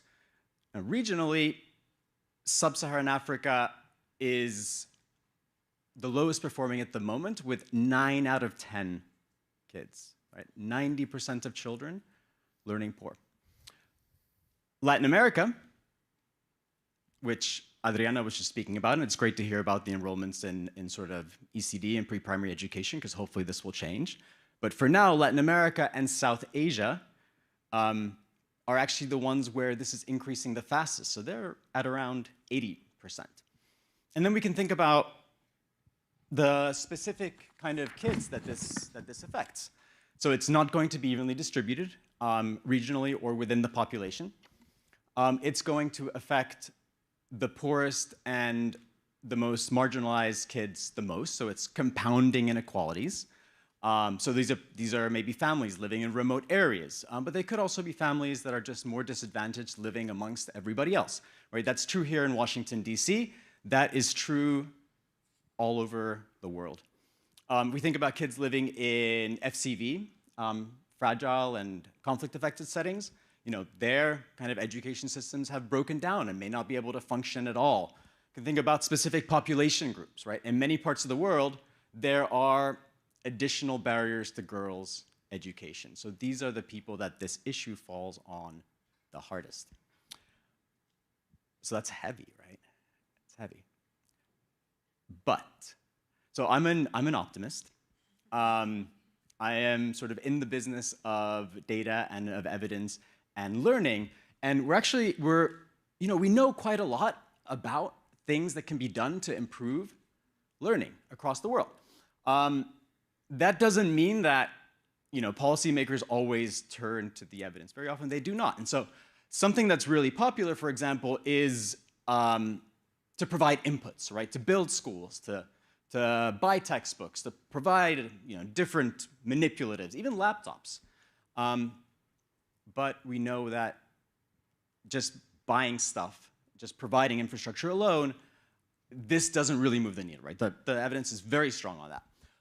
Something that does move the needle, and there's a lot of sort of very promising interventions out there, but I wanted to highlight one which links to a bigger point, something called teaching at the right level. Right? Teaching at the right level is this idea that you should meet kids where they are.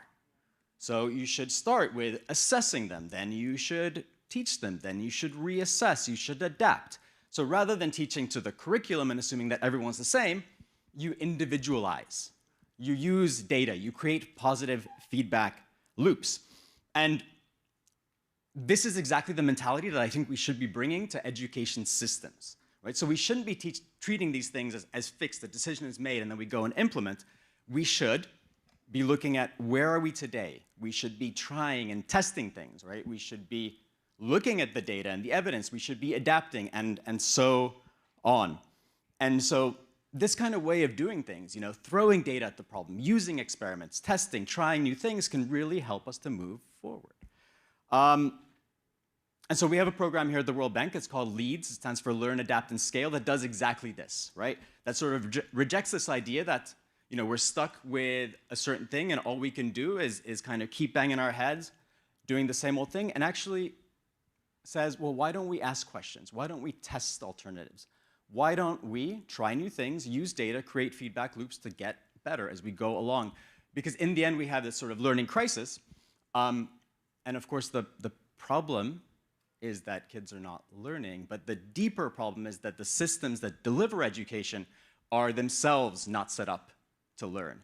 And sort of that's where I think we need to focus our efforts.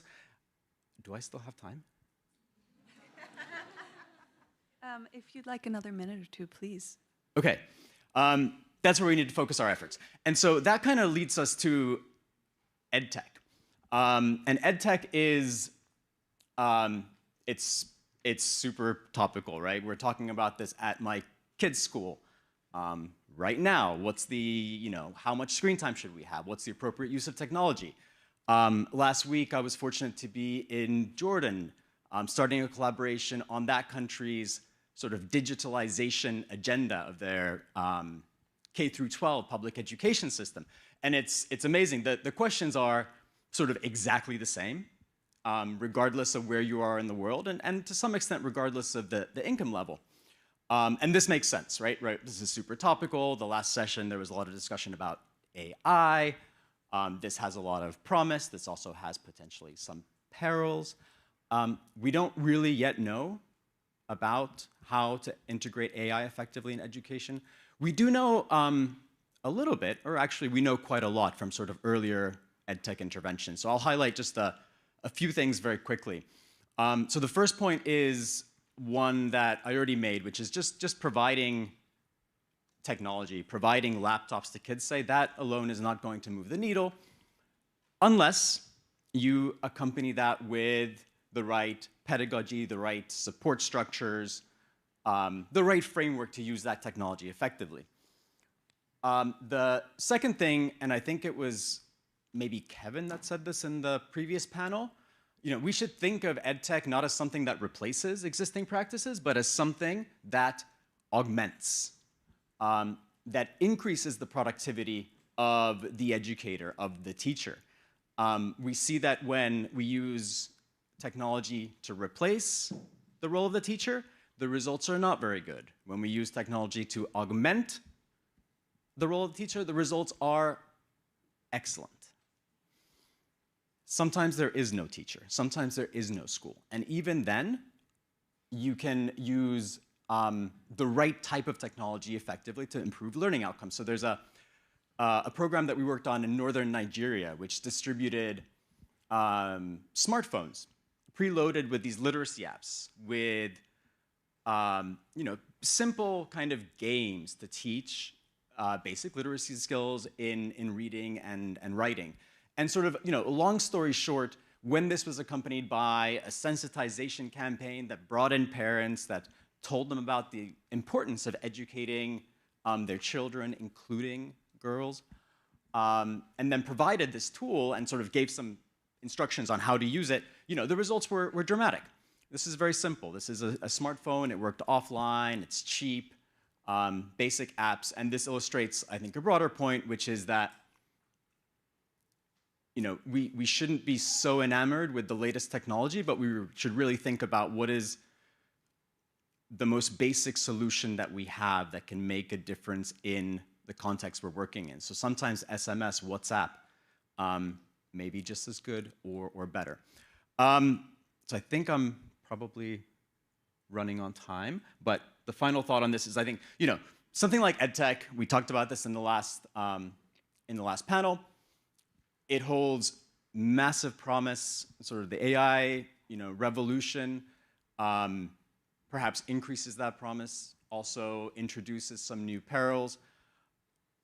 And once again, I think the main thing is not assuming that we know how to do things, not assuming that we got it right the first time, but working to create these feedback loops that allow us to test and learn the different interventions and programs that we put out there. And that is how we will resolve the learning crisis. So, thank you. Thank you so much, Marcus. I feel like that's also a perfect setup and opener for my next question, but to hear about the two fundamentals of these early childhood education building blocks and then middle and high school years is great. So, Nigella, I'd like to turn to you on this high school to college transition, which is a moment that shapes so many futures. What is AI genuinely changing about how young people learn, how they're assessed, and how they choose a path? Yeah, this is working. Hi, everyone. So I actually have, thank you. I actually have a question for the crowd. How many of you have done case interviews?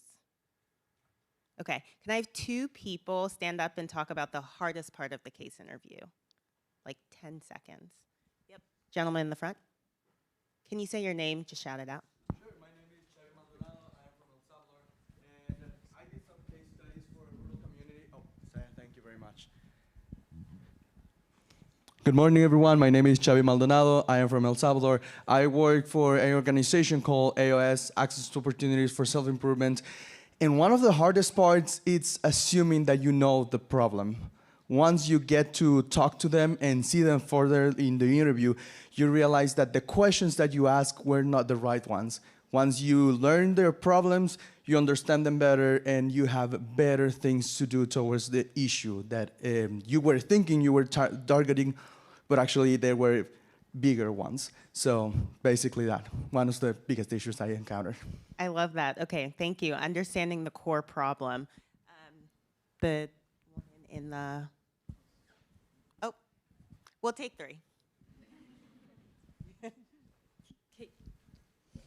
Thank you so much. My name is Francesca Chocano. I am from Peru, and I work in the Center for Studies in Free Speech. I think nowadays one of the biggest challenge for us when we're having the interview, above being really nervous, might be, of course, that you don't know all these stakeholders. You might think that you, from a junior role, know, oh, this might be the path or the solution, and you can elaborate some kind of answer related to that, but you don't know how different influences and negotiations you will have to do to really get to that path you're proposing. So I think that's one of the biggest challenges that we can really see ahead when we don't have the experience. Awesome. So understanding the core problem, understanding the stakeholders and how to do the negotiation. And I think we had one more. Hi, I'm Paula. I'm from Brazil, and I did a couple business cases interviews for consulting firms. And the main challenges for me was to summarize a lot of information in a very fast pace within like 30 seconds in front of a partner. So that's actually something I think we can relate with AI, because today this completely changed. You can learn a lot of frameworks and have business senses in a much faster way, which also brings like a question of how us as young people in entry-level positions can deal with those challenges right now. Yeah. Thank you all so much. It's like you queued things up for me. So that's where I wanted to start. So I'm at College Board. I'm really in the practitioner space of how we implement AI at the enterprise level, also in education.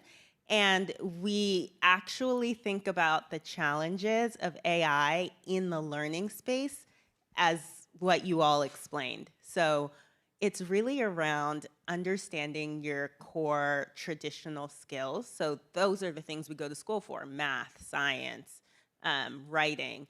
But then the skills that are becoming even more important are things that are durable skills. And that's important from the high school to college transitions phase, but also from the college to workforce phase. And we're seeing that from the labor market. They're asking, how well do you collaborate? How well can you think critically? How well can you understand the core problem and then communicate that to multiple stakeholders? How can you take diverse sets of data and information that maybe AI will give you and tell a story about that and really connect the dots? And that is what is really hard. When you have AI, you remove the friction moments that you typically might have in the learning process, in the interview process, in the writing process, and you replace it with a tool that can tell you the answer, right? And that doesn't show how competent you are at understanding a problem. What it does is it removes that messy middle, which is where all the learning happens. And that is the same learning that happens that Adriana was talking about at the small child, like 0 to 3 level. But that's the same learning that you need at the workforce or in the workplace. And so those are some of the challenges that we're seeing. Now, how can you implement AI to teach that better? There are a lot of different things that we try, but I think there's some core skills that we really want to continue to impress upon people. One is communication. Another question for the crowd: how many of you talk to your phone more than you type in your phone? Okay, so I'm seeing some hands. This is a new trend. Before we used to write, like I remember in school, I'm revealing my age, write cursive. Like we had cursive classes. No one writes in cursive anymore. Then we switched to texting. Now people text. But now you have apps like Whisper or oral modalities in the LLM models that ask you to speak to it directly. We still need to know how to communicate. That's a core skill. The second is really like AI literacy. I know that a lot of companies will say, well, now you can just talk to it like it's a human, but prompt engineering is really critical to be able to get the right outputs based off of the messy inputs that it'll give. And then core skills that are foundational to your subject matter. Think about doctors using AI. That is really scary because sometimes it can be incorrect or converge on things where there might be a lot of research, but there are also understudied areas, and you want to be able to highlight and understand the gaps and things that are missing. So those are some of the core skills we think about, especially moving from high school to college, but also college into the workspace. Thank you so much for that. I think also you set up wonderfully for Jennifer, who I'm hoping will speak a bit about thriving in the workplace. So beyond tech skills, what socio-emotional and leadership capabilities actually determine whether young people succeed at work? Perhaps maybe thoughts on whether these can be taught or only grown, in particular for entering high-pressure workplaces, which I think increasingly shifting labor markets and introduction of new technologies are shaping. Thanks so much, Hannah. It's a pleasure to be here. I'll do a quick intro. Jennifer Posa, and I'm happy to be back in DC visiting along with the colleagues. I served as the first ever Chief Wellbeing Officer at the Central Intelligence Agency. Oftentimes what I hear, the first question is, what is that really like? So you all might want to know a little bit about that. So Hannah, I think I'm gonna answer with a story and then go into some of the skills, which I hope is going to help you retain the information so that you can set yourselves up for great success in your life, in your career. Because the objective here is that each one of you not only help yourself thrive within your life and the workplaces that you choose to work or even design yourself, but also help the communities that you're supporting within the very important roles that you have to help those communities learn how to thrive. And these are the skills that you're hearing Adriana, Marcus, Nigella talk about. So I would say that when Adriana was talking about relationships, those are critically important because your relationships are actually what's going to help you accelerate within your own work as well as within the workplaces that hopefully you will be designing for the future. Marcus talked about being an optimist. There's a tremendous amount of research. Marty Seligman, if anyone is familiar with positive psychology, is the founder of positive psychology. He's done tremendous amounts of research, specifically in the Army, around optimism being able to prevent us from injuries, as well as even post-traumatic stress disorder in traumatic events. As an organizational psychologist, I take a lot of the constructs, the research, and the evidence, and I apply it to the workplaces that I've worked.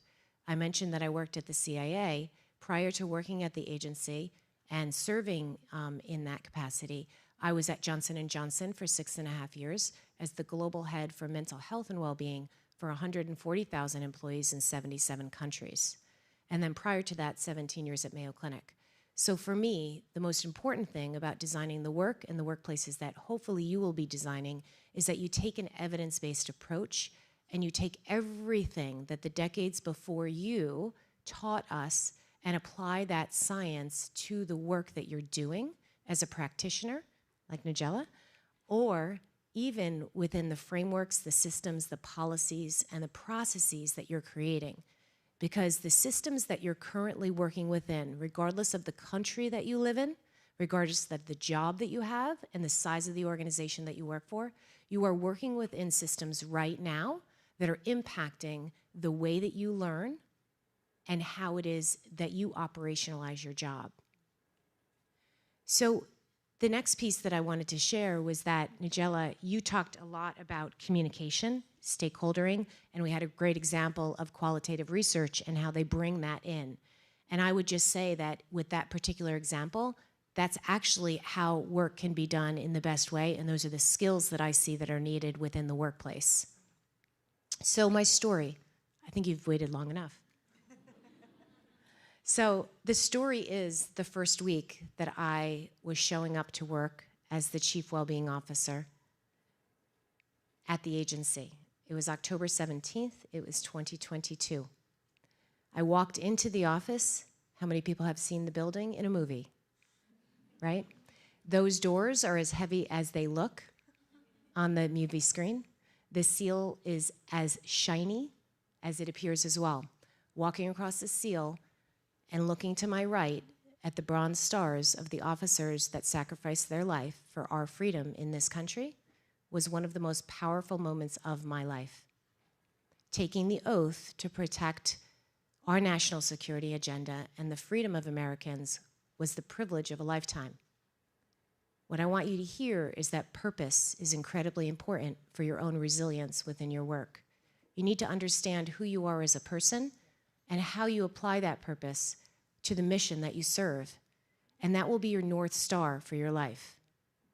The second element that I feel from a skill perspective is very important is understanding your strengths. And this is where the skills come in and that are incredibly important for us to continue to learn, not only from early development, but throughout your entire life. There are leading organizations as well as companies around the globe that are setting learning and development curriculums based on these skills. The 4 skills that I think I want to leave you with today as critically important, and ones that I used as the CWO at the agency, but also embedded within the systems, the process, the learning and development, and the policies within the organization to ensure that the workforce thrived, were adaptive resilience. This is having the ability to actually navigate and absorb change while also taking action. That's very difficult to do, and every one of us are actually challenged in doing that right now. We need to continue to learn and adapt and grow those skills, and every position that you are in life, whether in your personal life or in work life, you will be challenged to do this in very different ways. I'm gonna go back to my story. On Monday, I showed up to work and was introduced to the workforce on Wednesday, day 3. It was phenomenal. I couldn't back out of the job at that point. They knew my job was to define and execute a well-being strategy that would take away the friction and take away what the barriers and the challenges were for them to achieve our mission at the agency. It was all about business performance. After leaving that town hall and being introduced, I went back to my office, and my new assistant of 2.5 days let me know that my sister had called and I had to call home. And when I went into my office and shut my door and called my sister and said, "Hi, I was just introduced to the workforce," she shared with me that my father had passed away on day 3. This is the reality of your life. No matter what country you live in, no matter what workplace you're in, you're going to be challenged from a career perspective and a personal perspective. So you have to be able to manage that. That takes many, many skills, and that takes self-awareness and emotional regulation. I needed to walk out of that office, perform that job, go back to my family, make sure that I could get through what was a very difficult time, but then come back and achieve mission. And you're able to do that with those skills. And then the last skill I wanted to mention, Hannah, was actually around relational intelligence. So relationships are critically important. So as you continue to grow, do not underestimate the importance it is to establish strong relationships. Without understanding how to relate to other people, you will not be able to communicate effectively. You won't be able to build trust. In the earlier panel, the Edelman Trust Barometer was mentioned. Employers are the #1 entity within that trust data that are being relied on to build trusted relationships with employees. As AI takes hold, that trust is being questioned. The psychological contract that we have with our employers is being questioned. So the challenge that employers have is to maintain that trust, maintain that readiness to build skills on the technical side, and then the side that we're talking about here on the psychological side. But from a relationship perspective, you have to build skills because you want to become the leaders of tomorrow. So learning those skills around trust, conflict resolution, and communication are critically important. So with all of those skills, and I will tell you that I recovered from that what was a very personally and professionally most difficult week of my career, I can tell you you can build these skills. Employers are being challenged with AI on how to build new taxonomies to help build these skills, and this is what our employers are focused on today around the globe. I will give you 3 things to do for yourself and framework that works for me and that now I teach others. It's called the readiness mindset. You first need to understand your purpose. If you're an organizational leader, you need to understand the purpose and the mission of the organization. The second is security, providing the security that I believe the World Bank provides to many of you as partners, as well as to the world. The security to know that I'm safe and I have what I need to function and achieve my purpose. The third is around strength, which is resilience and the skills that I mentioned. And the last is please pick communities and workplace cultures that enable you to thrive, because you have the agency to do that. And I hope that the leaders, the opportunity for you to be here today, empowers you to start building these communities more intentionally so that we can take what I called performance tradecraft, which is what I just talked to you about at the agency, and build that into our workplaces more intentionally, our communities more intentionally, so that the world we live in feels like neighborhoods. Neighborhoods that all of us together use these skills and can apply them to ensure that the world becomes a better place. That was amazing. Can I underscore? Thank you so much. So I do wish that we had more time for all of your sharp, thoughtful, and very eloquent responses. However, I would love to go around and give everyone maybe one sentence to share what your call to action is, and if you'd love to form that call to action in response to what you've just heard. Please, Adriano, may we go back and start with you? Yes, thank you, and thank you so much. It was really, and all these interventions were amazing. Thank you. I think from what Marcus and Nigella and Jennifer also shared, if there's one thing I can mention is that since we are all born equal, but because of our environments, we have we learn differently, we acquire skills in a different way. We have to fix the foundations as early as possible.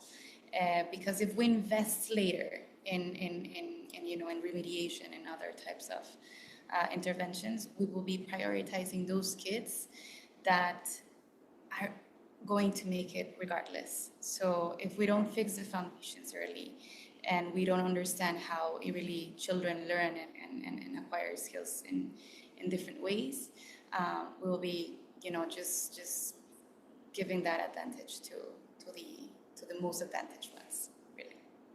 Thank you, Adriana. I love how you reveal how both multidisciplinary and foundational, but also very complex early childhood education is. So thank you. Marcus, could we turn to you? Thank you. How many people here are teachers? Anybody? That's awesome. Thank you, guys. Yeah. I have 2 calls to action. They're very quick. The first one is just to do everything that we can to elevate and to reward those people among us that do take up the teaching profession. This is one of the hardest professions out there. In many parts of the world, it is not appreciated and not recognized for what it is. So to those of you out there doing that, thank you. To everybody else, spread the word. And my second is to be very skeptical of experts. Be humble in your own thinking, right? It's great to have ideas, but make sure that we're subjecting those ideas to criticism, that we're asking the right questions, that we're building those feedback loops that tell us, even if we think something sounds great, are we really headed in the right direction? Thank you. Thank you, Marcus. I love also your observation about that sometimes the gap is actually in translating evidence to action. Nigella, could we turn to you for your call to action? Yes. I'm going to build on Marcus's point. My call to action, for myself included, is if everyone can take an AI skill that they have and teach it to your parents or your grandparents or a friend who hasn't been exposed to it. To your point, teaching is such an underrated and difficult skill, and it's also one of the best ways to learn. And to what Dr. Poza was saying, is one of the ways that we can build trust, but also understand what people are scared about. So that would be my call to action. Thank you so much. I really appreciate also that we can tell that you really do live and breathe education. And finally, Jennifer, may we turn to you for your call for action? Sure. I think I will just say that I mentioned performance tradecraft, and this is what we called what I speak about resilience and readiness at the agency. So create and design your own performance tradecraft. And as leaders, when you take on any leadership role, please integrate that into the systems, the processes, and the policies that you are building and redesigning for us, because AI will and is asking us to redesign our workplaces and our world, and I actually think it's a tremendous opportunity. So you all have the opportunity of a lifetime to build your own competitive advantage, but build this for human potential, not just organizational potential. Thank you so much. And I hope that all of these comments will be just also the beginning of further discussion today and tomorrow as we think about education and jobs and our long path there. Thank you all so much for taking the time to share your expertise.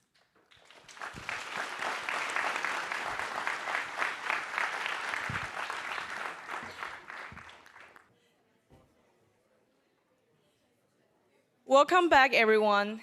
Throughout the summit, we have heard from policymakers and ideas shaping the future of jobs and opportunity. And now we will hear directly from the young innovators who have been putting those ideas into practice. We give young innovators around the world what we call the M-Mapped Challenge. And here's the premise. By 2030, 1.2 billion young people will enter the workforce in low and middle income countries. Many already have the real skills: informal experience, self-taught skills, languages spoken fluently from birth. But those skills are not visible. No credential, no system, no infrastructure make them legible to an employer. So we asked, could the next generation of builder design the infrastructure to change that? And the response blew us away. Over 5,500 applications, 115 countries, and 13 global hubs from Stanford to Munich and Delhi, and more than 100 teams took the challenge. And today, we're joined by the winning team, Atlas. In 48 hours, they built a system that turns into roughly 12-minute phone call into a real verifiable credential. We will hear from them about what they built, and that's the first part of building the prototype session. And the founders of Hack Nation who built Hackathon Challenge will also join us. And after that, we have part 2 of the session, Achieving Impact, with World Bank data scientists and AI practitioners who work on exactly these kind of deployment every day. Welcome to From Prototype to Impact, moderated by our Hackathon lead, Uma. Thank you.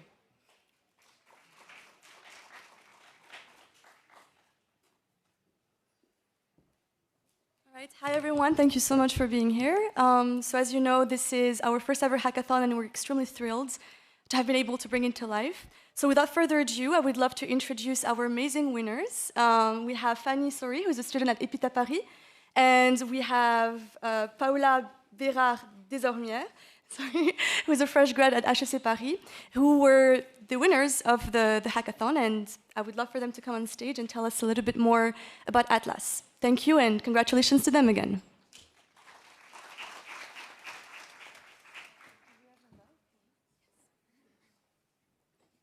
Okay. Is good? Okay. Can we see the... We cannot see the slides?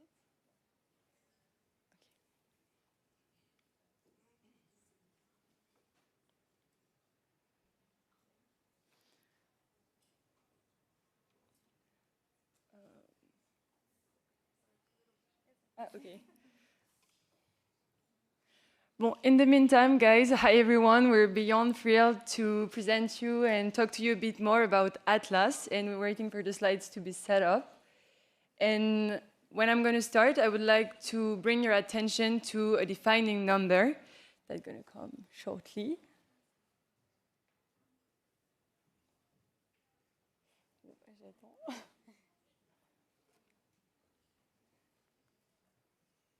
Je clique, mais ça vient pas.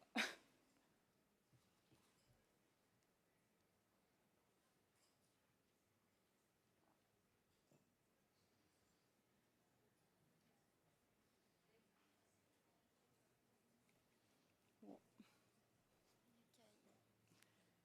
Écoute, c'est les aléas du direct, hein.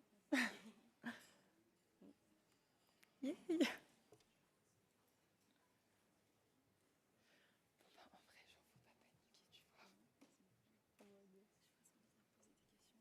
Ah oui? Tu veux te présenter peut-être?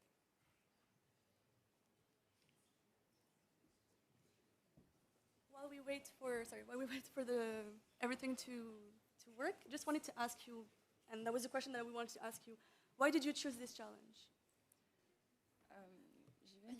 Okay, so I think that first it was the challenge that we found the most interesting in the tracks that we're looking at.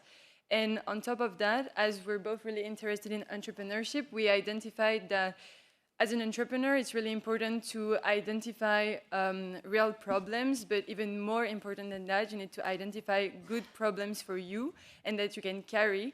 And as you will see, as we're talking to 15 to 24-year-old people with Atlas, with 20 and 23, we'll really, we embody that generation. And so in that way, it was really relevant for us to, pick that challenge. Thank you so much, Paola.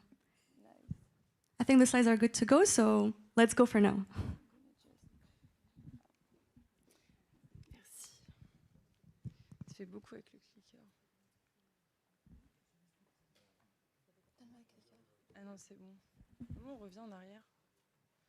Bon, anyway, guys, so As I was saying, I would like you to begin and bring your attention on a defining number. So 600 million people. That is not a rounding number. That is not a footnote on a policy paper. 600 million people across 75 countries in low and mid-income countries wake up every day with real skills and no system to capture them. They're not the margin, they're the median.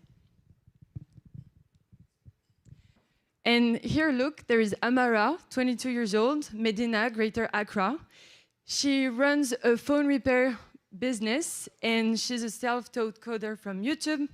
And she speaks 3 languages, and she has real skills, but there is no system to capture them. She never had a CV, she's never been on LinkedIn, and outside of her neighborhood, there is nobody that knows she exists. And there is 600 million more people like her. And so when we received the hackathon brief, that number became our starting point with one constraint in mind, build an infrastructure and not build a product by itself.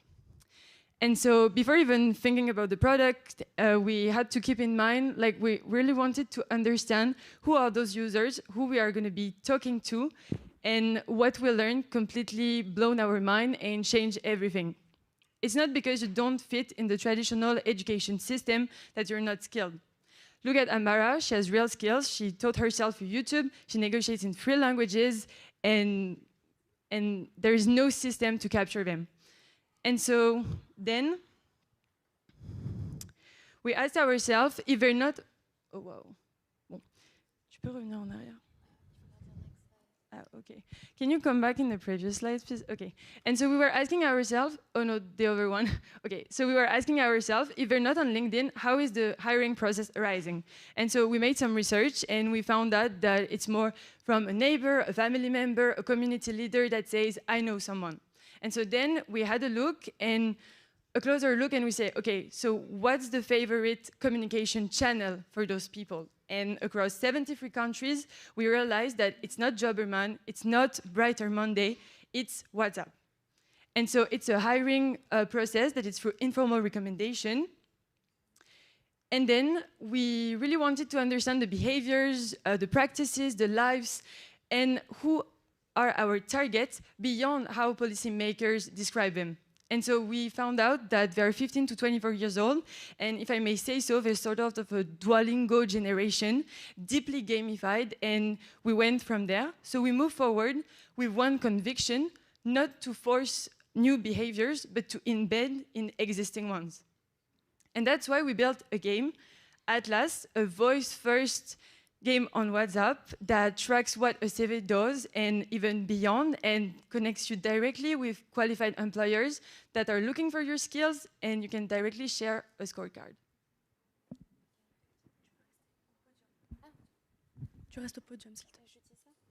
Okay. So can you show the prototype? So that is Atlas. We have 3 interfaces for 3 stakeholders and only one unified interface.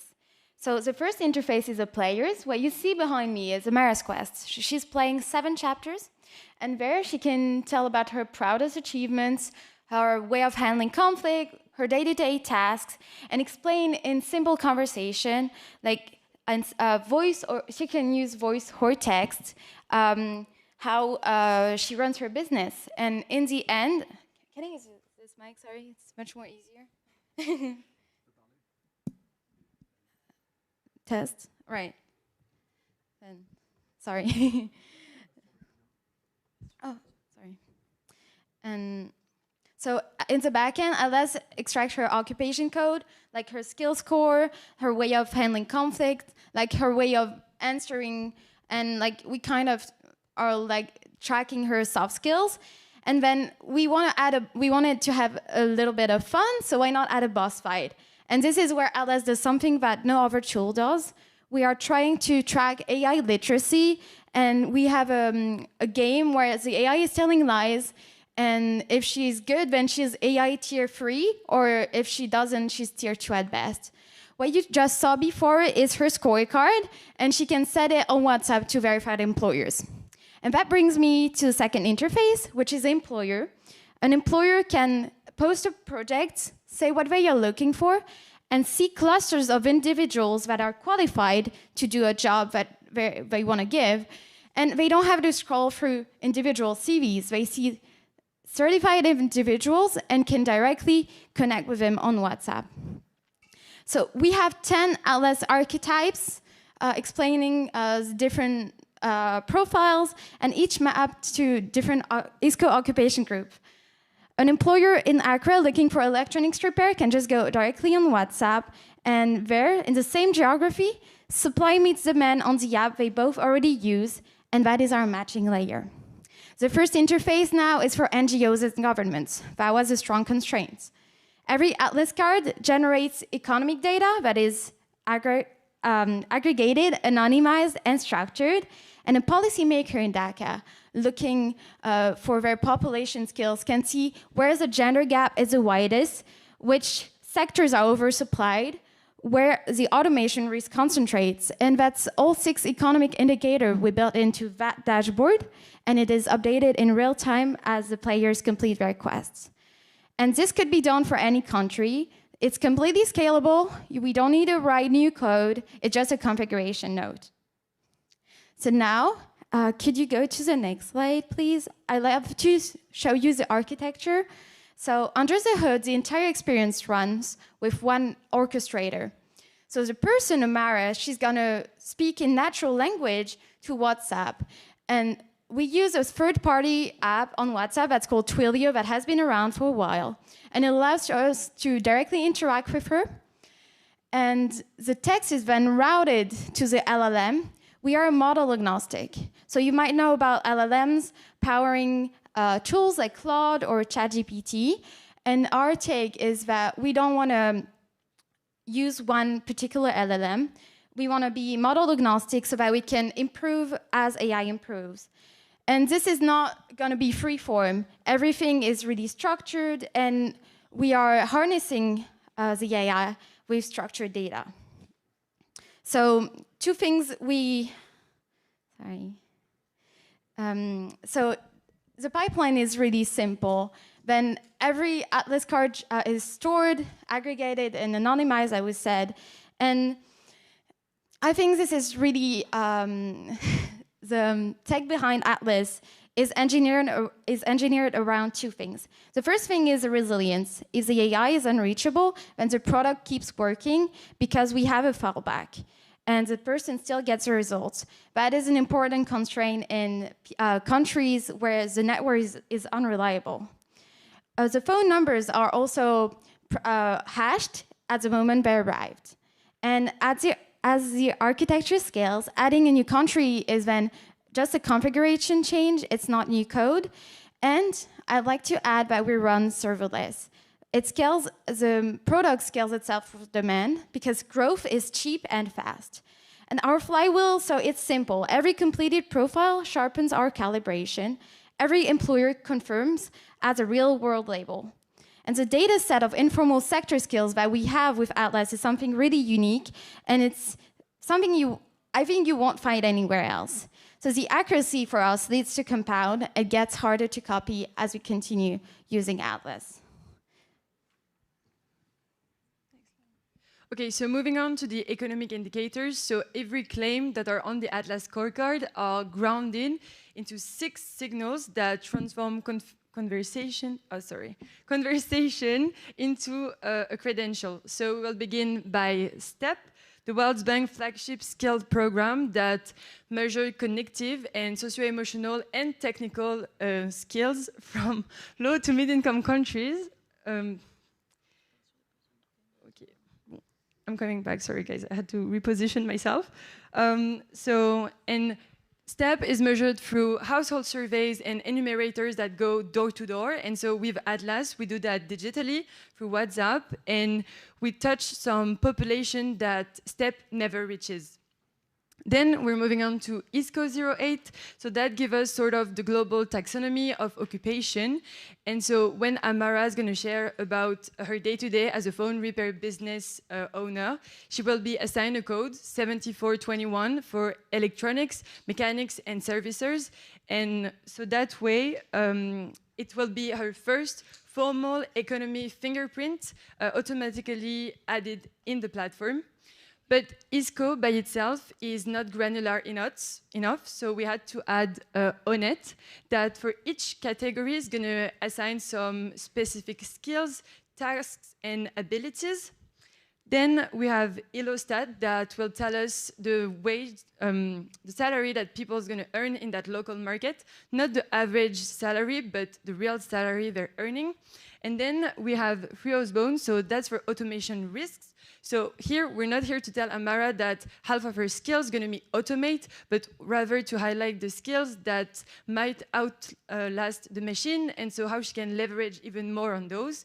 And finally, there is our AI fluency tiers. So the sixth one is the one that we created. It's a 5-level scale. So you have tier 0 for people who never used AI. Then you have tier 2 for people who use ChatGPT, for example, once. Then there is tier 3 for people that catch some errors. And then there is tier 4 for people to do very advanced prompt engineering and can tell when the AI hallucinates.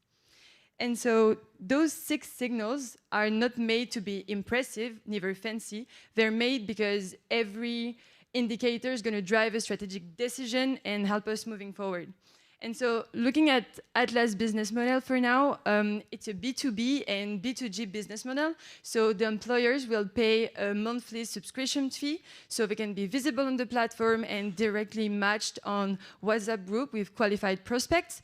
And then for government and NGOs, it would be some long-term contract. So they have, on a real-time basis, all the skills that are automatically updated as users use it.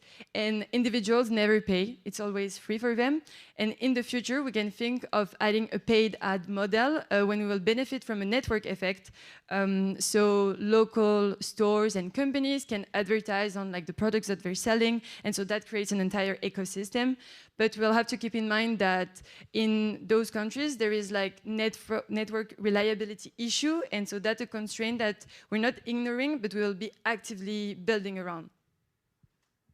Thank you, Paola. I love to end on our conclusion that this is all it took to build it. 24 hours. We have a business profile and an engineering profile. Paola on marketing, product strategy, and the front end, and me, Fanette, on computer engineering, solving our AI strategy, and the back end. We were incredibly complementary because we were establishing the strategy through a mutual language, a love for generative AI and tackling ambitious challenges. We have the same vision for 600 million people because the labor market built systems that don't see them, but we built one that can. In 12 minutes, on a phone they already own, on an app they already use, and in their mother tongue.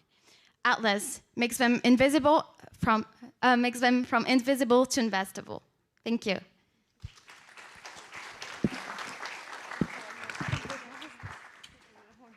Thank you so much, Fanette and Paola. I just wanted to take a moment to say, it was a weekend's worth of work. You guys are still students, and you were able to come up with an amazing solution. And just wanted to congratulate you, and thank you so much for coming all the way from France to present Thank you so much. Thank you. All right, so maybe you can take this one. Thank you so much. No, for this one. So now I just wanted to mention something, which is thanks to the hackathon, we had an incredible partner that made this possible. As mentioned, we had over 100 teams joining us online and in person across 13 different hubs, including the Paris hub, that essentially where the winners are coming from. And so I'd like to introduce you to Lynn Biska, who's the lead AI track of Hack Nation, and her co-founder of Hack Nation, Kai, who's joining us online, so they can tell us a little bit more about Hack Nation. Thank you, Lynn. Awesome. Thank you. A very warm welcome also from my end. I'm so excited that you just learned about an amazing project. And yes, this was true. We posted a challenge to them, and then they just built it within 24 hours. So we were so impressed that we, on the one hand, could find the amazing builders, and then also could partner with the World Bank to bring them here to the summit today. I would like to explain to you what motivates me, and we heard it from our previous speakers. What were some of the main themes? We heard, what's your purpose? We heard, you need to build confidence. We heard, you need to take some risk. And all of the above, I would like to share with you in the next few minutes. So, what is our purpose? What is our mission? Our mission is to build the future by empowering the next generation of AI builders and entrepreneurs. And that's why I'm here today with you. And if you go to the next slide. Oh, I have the clicker. Awesome. I have a clicker, so I have all the power. Awesome. I would like to share with you the journey and the story. So my name is Lynn. I'm an MIT-trained computer scientist, but I discovered my passion for science really early on, and I'm joined by Kai, and we realized we have two things in common. Number one, we love sports. So I grew up as a competitive skier, and Kai was a gymnast.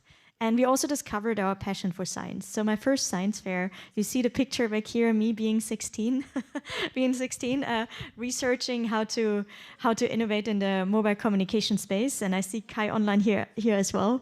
A warm welcome. And there I really discovered my curiosity. Sports taught me ambition. And then the science fair and the science project gave me the room to fail. And on the other hand, you can see Kai, who built his first venture, focused on social impact, also, I think at the age around 16, 18 in his teenager years.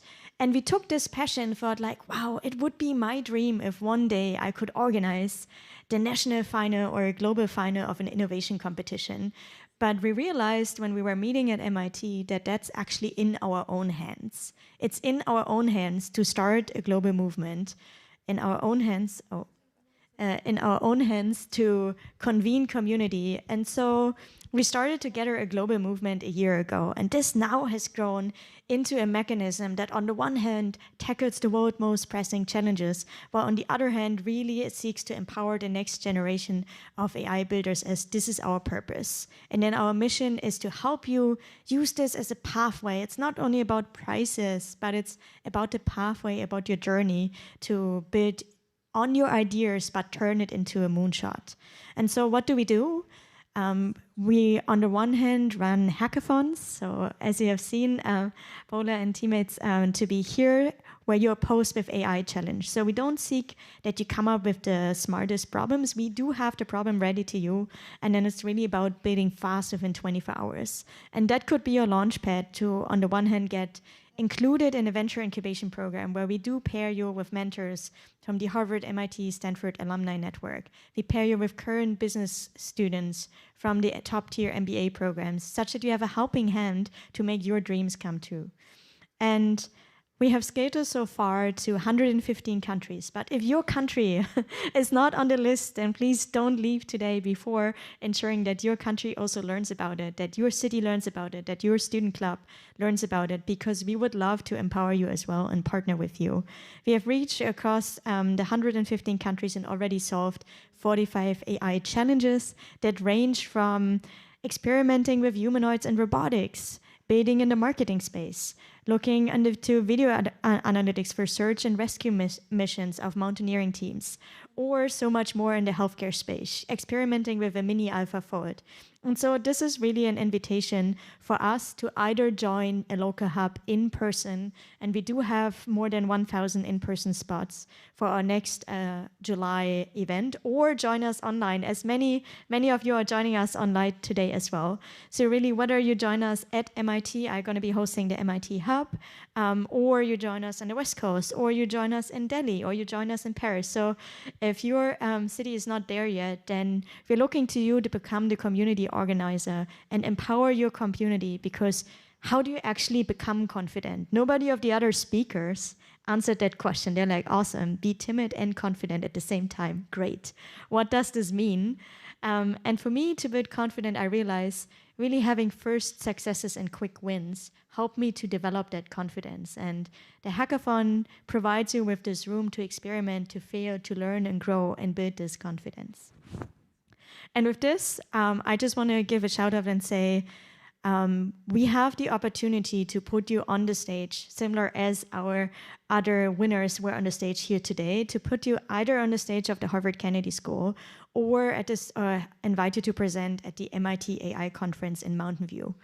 And so that will be in October, but it starts in July. So in July, we do have the next Global AI Hackathon, where you can join our global movement to build the future together. And with this, I'm curious to actually know what you would love to build, what you're passionate about, and then that you develop the critical skills that we heard about. Because in a classroom, you can only learn so much.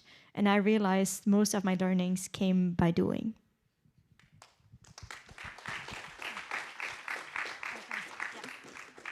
Thank you so much, Lynn. Thank you, Kai. I'd love to have Fanette and Paola join us back for a quick round of questions.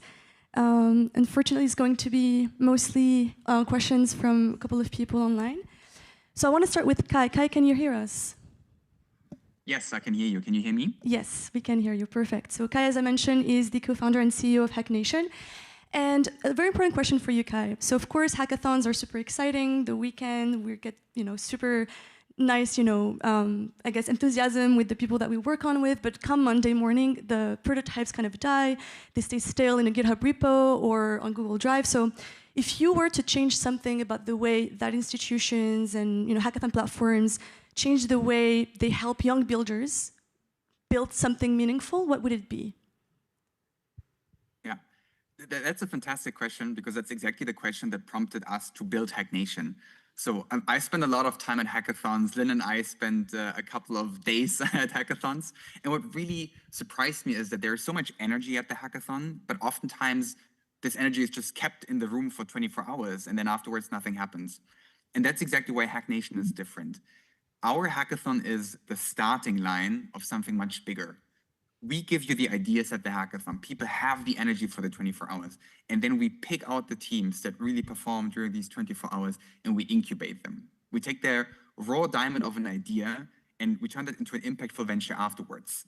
We give our teams mentors from the MIT and Harvard community. We give them more than 1 million euros in credits from 11 labs and our other partners so they can start building. And we give them the opportunity to pitch in front of investors, which means for the people who are here, who could come to the hackathon, to our builders, come to the hackathon, use the energy and build something afterwards that could really make an impact. Turn your idea into a venture. And for our partners that are listening, invest into these builders, become a mentor, become a judge and help them turn that idea into something bigger, become a sponsor and scope a challenge, or even invest into the teams and help them with a little bit of fundraising so they can really turn that idea into something impactful that changes lives. Thank you so much, Kai, and I hope the message came across very clearly. So now I would like to turn over to Paola and Fanette. Maybe a quick question for you. Why did you come up with the game, I guess, and what's your key takeaway and call for action? Okay, yeah, it works. So why we wanted to go for a game is that first, when you look at AI capabilities today, you can do a lot in backend, and it doesn't have to take a form of a form and a questionnaire. And also, especially when you had a system like education system that has failed you, you don't want people to feel judged, or you want them to feel welcome. And it was also very relevant for the our target customers. And so it's what really drive our decision. Target customers as in Gen Z, 15 to 24 years old, yeah. What about you? Yeah, we didn't want to build, yet again, another internet platform because we thought it would be invisible. We wanted to use people's already existing habits and embody them to make something that is really useful and has a great impact.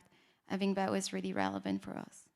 Perfect, and of course it's relevant for all of us. We know that the jobs is really at the core of the agenda of the bank and many other institutions, and literally the topic of this Youth Summit. So I'd like to turn over to you, Lynn, now, and ask you this important question. We have a diverse, skill set here in this room and online as well. So some people here might have been excited by seeing, hackathons, promptathons, ideathons, but they might think, I don't have the technical skills, I'm not ready enough. So what would you tell those people, those young people? Yeah, I always thought I would not be ready myself. And I always thought, I'm never going to be technically enough. But then luckily AI happened, and it totally transformed how I also study computer science, because I realized before I was trying, like, AI is man-made, right? Or it's like made by mankind. So it's not that you need to learn quantum physics and really understand the key principles of nature. You just need to have access to the knowledge to understand whoever has built the system, how have they done it. So it's all about documentation and knowledge access. And I realized before, I think the first 2 years of my studies, I was looking into understanding why it didn't work. Where is the bug? And I realized I didn't have access to the right documentation. But with AI and our chatbots, I realized I can learn anything within 5 minutes. It empowered me so much that I could dive into a concept from even not even knowing what an acronym is to really going deep stepwise. So that gradually took the fear away from me to feel not technically enough. But then I think there are different roles you can take. So for example, you can say, yes, I have more business background, or I have more the computer science background, and the hackathon and the community is the right place for you because diverse skill set is needed. And if you feel that you're new, we mentioned, like you mentioned, oh, you can learn stuff on YouTube. I would say encourage you to also see yourself in the role of an organizer. Because if you organize the community, if you organize the events, you can engage with the speakers and learn from them. You can bring the best AI builders in there and you can look over their shoulder. You can look over their shoulder and you can immerse yourself into the ecosystem. So even if you feel I'm not ready to build, then you might be the one that say like, hey, let's meet at 8 p.m. on a Sunday and let's just meet and vibe code for 2 hours. And then the last bit I would say, I encourage you to experiment. It has never been easier than today to build. It's at your fingertips. There have never been more free trials, right? There have never been more free trials out there. And there has never been more acceleration that even my knowledge feels obsolete, like probably already by end of day. And so everybody is learning right now. The knowledge advantage is shrinking. It's not a question how much knowledge you had yesterday. It's how much you are able to acquire today and tomorrow and to learn rapidly. Thank you so much, Lynn. And of course, accessibility is another big topic. We might not always have access to those tools, but they're getting more accessible to all of people. So one last question, 10 seconds each. In a few words, 10 seconds. I'm going to start with Kai. What is your call to action or something you want to inspire the audience with? Kai. Just build. Have the courage, make mistakes, and don't be afraid to fail, because you have to fail 5, 6, 7, 10 times for one success. Thank you, Kai. I'll go next to Paula.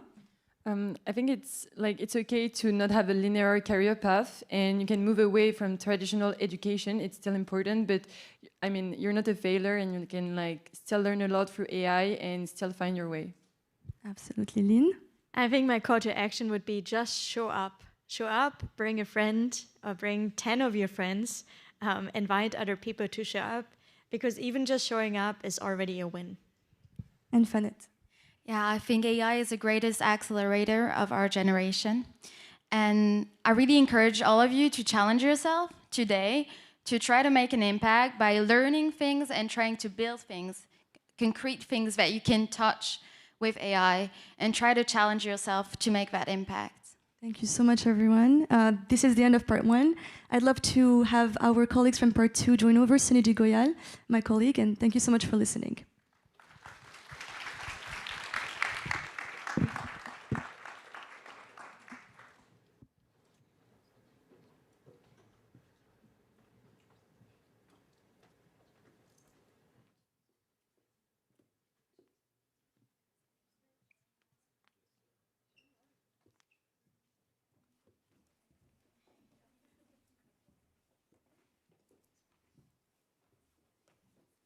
Thank you, Uma, and Lynn and Kai for joining us.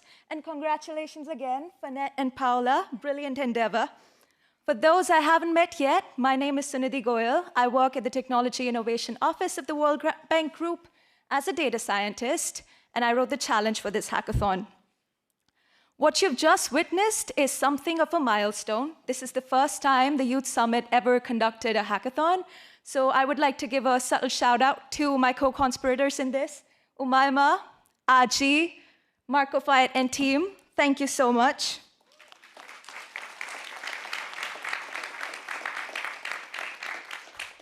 In 48 hours, the teams were tasked to build something real. What we gave them was the story of Amara, as Paula and Fanette mentioned, and they took that story to see what the next step for that would be. So for the next 30 minutes or so, I want us all to look ahead and see what a prototype can do in the near future.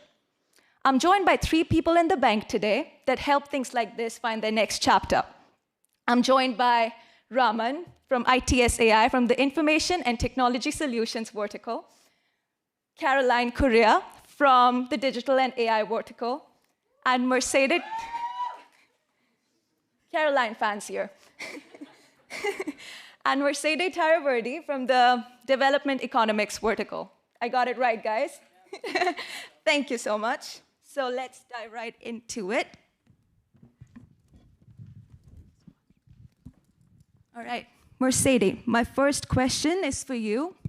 You've been with us since we've started designing this challenge, right? So you know what's underneath the demo. Now that you've looked at it coming to life, what stuck with you? Amazing work globally. I was also one of the mentors, and just seeing how the young people going through these complex issues that has stayed unresolved, even like been tackling for so many years. And for the winning team, not only for pulling this together technically in such a short period of time, but to also identifying the problem, identifying the need, and prototyping something that I think speaks to the people on the ground.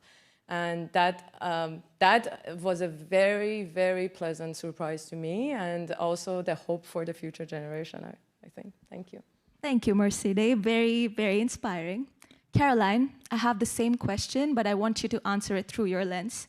You work in AI service and delivery and scaling these solutions to a national level. So what did you find exciting about this? First of all, I just want to give a shout out to anybody that tried. Like we've heard, you want to try, you want to fail and learn as fast as you can. So round of applause to everybody that sent the 5,000 applications. Great job. We send these challenges out really trying to, get your voices in. So the fact that you tried, really great work. I loved, honestly, the ingenuity of it, how intuitive it is. It's on WhatsApp. It's integrated on the day-to-day. It's really finding people where they're at. So that kind of out-of-the-box thinking is one thing that really stood out for me. So I really love that. And one thing about being a young person in this space is we really have the luxury of time and experimentation. So the more we can think out of the box, combine the Legos that shouldn't be fitting to fit is, a place that I love to kind of explore and also just learn and look at as much as I can. So really love to see that. Thank you, Caroline. Yeah. Now, next question for Raman. Raman, you're our guy when it comes to taking these ideas and then having them functional in the bank and actually function in the bank. So from your lens, what do you see are the early signs of success when a prototype like this walks out of a hackathon in like 48 hours? Thanks again for having me, and hope you've ordered dinner because there's so much stuff to say. But I think as a technologist, you would assume I would say technology, but as Lynn mentioned, technology changes every moment. We have Fable, which came out yesterday, so things keep happening. But then what I really loved, for example, from the demo which the team did, is that they focused on the person, Amara, for example, right? Because that means that they are very clear on what the problem is. The solution can keep shifting as technology evolves, but the problem remains. So focusing on a problem, moving that forward, I think that's going to be the most important piece in my mind. Definitely agree. The problem is the key. People are the key. Which brings me to asking Mercedes. Mercedes, you've watched these ideas travel in the bank from the first spark to something functional. So according to you, what do you think are the major pieces that make this a success? Depending on the people, the X factor, the pieces, the plans, anything. It might sound cliche, but turning the energy of prototyping and piloting into patience of development and like scaling up. There are many different challenges from governance, security, bugs like data quality that would require maybe redesigning the whole architecture behind it. I mean, Raman can speak for it with much more pain. But, and that is why we see a lot of enthusiasm. But when we go to scale, to go to the ground, you have to look into it as a new type of challenges, right? You have to look into it as like something that technology might or might not solve. And you might have to acquire different skill sets that you might not be familiar with, but they are as important as the solution on the ground and when you work with the governments and the people. Unique problems, unique solutions, and then patience is the key. I got to learn that. All right, Raman, I have the same question for you, but with the tables turned, because you asked for dinner. What do you think that the teams don't see coming? What could be the gaps that could help this not actually function? So it looks like you need to order breakfast now. So I think from that standpoint, the way at least I've seen it from where I sit is what I like to call the unglamorous middle between, let's say, demo to deployment or prototype to production. I think a lot of times it is about the scale. For example, let's take the demo as an example, right? Because there's sovereignty associated with countries, and there is security concerns which people may have. Sometimes they ban WhatsApp or whatever. The team needs the support for it to really be successful because they are solving a critical problem. So how do you support them? Create the pathway for them, provide them the appropriate guidance. Internally, for example, within my team, we have a motto, which is to say that make the governed path the easiest path. Because you want to make sure that people with ideas have the ability to move things faster because they know how to solve the problem, and time to market is going to be important as well. So I think that unglamorous middle, kind of helping them muddle through, think through that, that's where I've seen a lot of prototypes kind of fail. And the support we can provide to make that happen is possibly one thing I'll want them to keep in mind. So the governed path is the right path? I didn't say right. Put it your way. Don't put words into my mouth. Yeah? It's really important though, so just keep it. All right, my next question is for Caroline. So Caroline, digital public infrastructure is all about providing the right foundations for tools like this to grow at scale. For example, interoperability, ownership, rails that these tools run on. So from your insights, what do you think a country government would need to adapt a tool which is like this?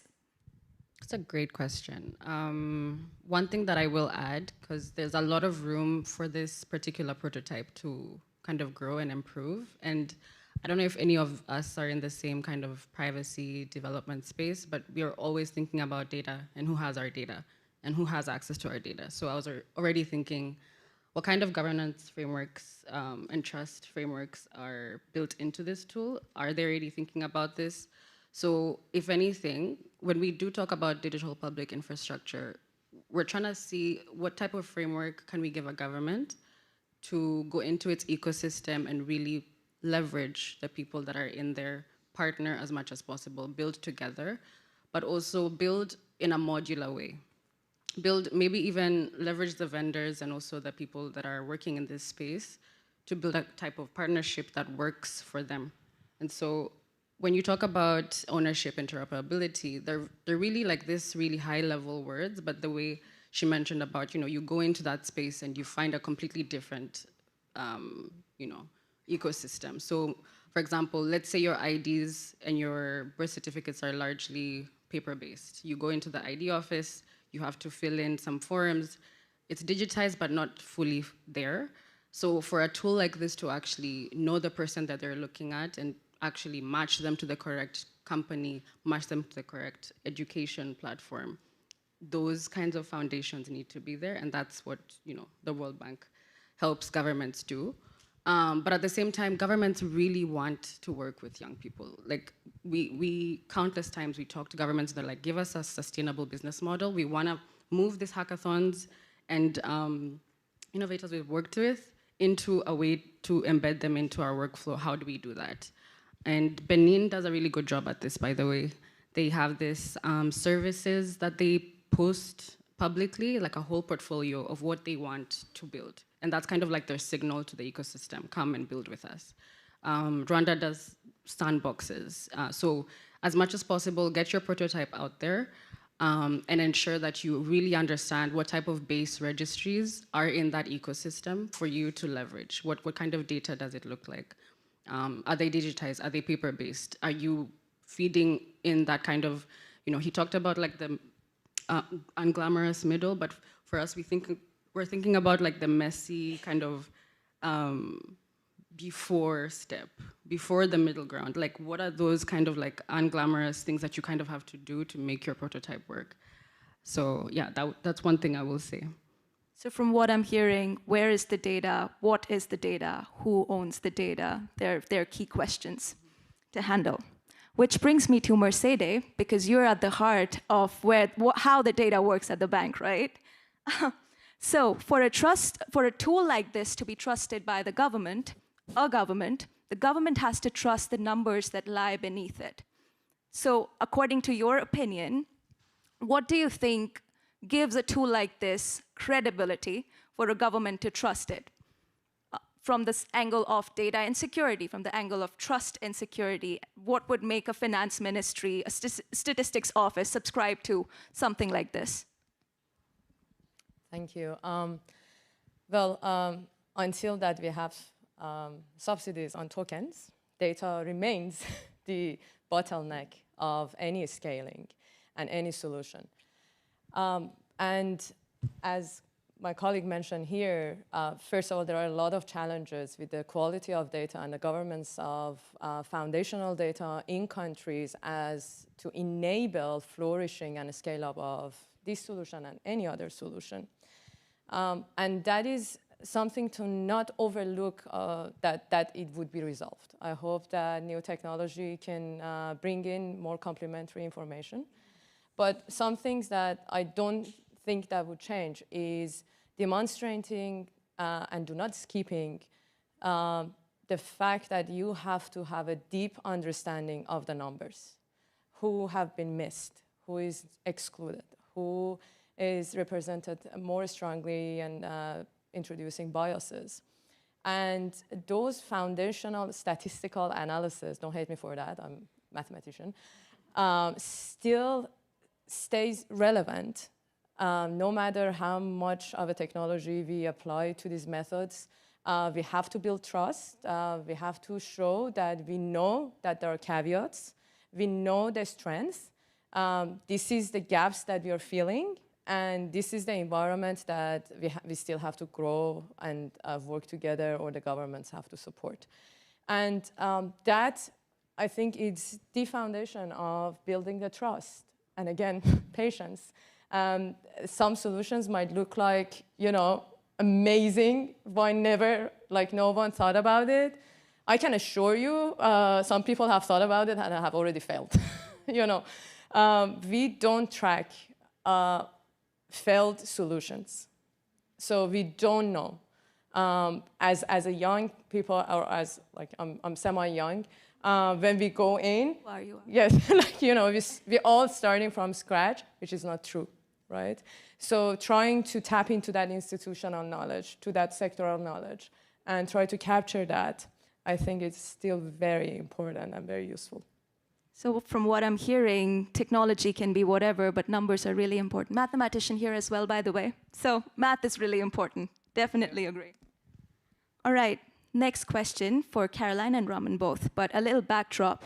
We dreamt of this because this is the first ever hackathon. So I want you all to help us dream a little bit more. We were delusional, but it worked out. I want you to be practical while dreaming. So what would be a concrete commitment that young innovators like Paula and Fanette would need to build this, something like this, to build big and to scale? You go first, yes. Sure. So I think, like they say, I belong in the not so young category, so maybe some worldly advice here, right? So like they say, what got you here doesn't get you there. So I think they've done the first part really well to get something working, understood the problem, gotten it into a mainstreamable way. Now, I think it's about establishing incremental steps, right? I have a teenage son, so I'll say this because it's almost like, how do you set up a second date 90 days from now, right? To say, this is where I'm going to get it forward. Small goals, right? Keep the focus on the problem, because it's very easy to get distracted. And I've seen this happen in enterprise initiatives. I've seen this happen in initiatives where we have tried to take it from a prototype in, where you always have ideas. And ideas are going to be aplenty, but then keep the focus on what the outcome you're trying to get to. And make sure that your focus is clearly on that, and do whatever is the incremental thing, right? Maybe it's 90 days, maybe it's 180 days, whatever you want to keep, but keep it small enough, because things keep changing, so that you can get there step by step and deliver incremental value and work through the feedback. I think that would be the most important thing I would recommend. The second piece is, don't be afraid to ask for help. I think Lynn mentioned how Hack Nation has these ventures. I'm pretty sure they can be a networker with other people. The bank can help, so connecting people. So asking for help, because sometimes I've seen entrepreneurs kind of get into their little bubble because they feel like, I need to get it to the next stage before I can go. But then by the time it may end up, the car may have passed, or the train may have passed for you to get in. So that's another thing which I would suggest them, our entrepreneurs in here, to do it. So just keep the focus, do incremental steps, make sure that you are laser focused on what you want to achieve as a solution to that problem.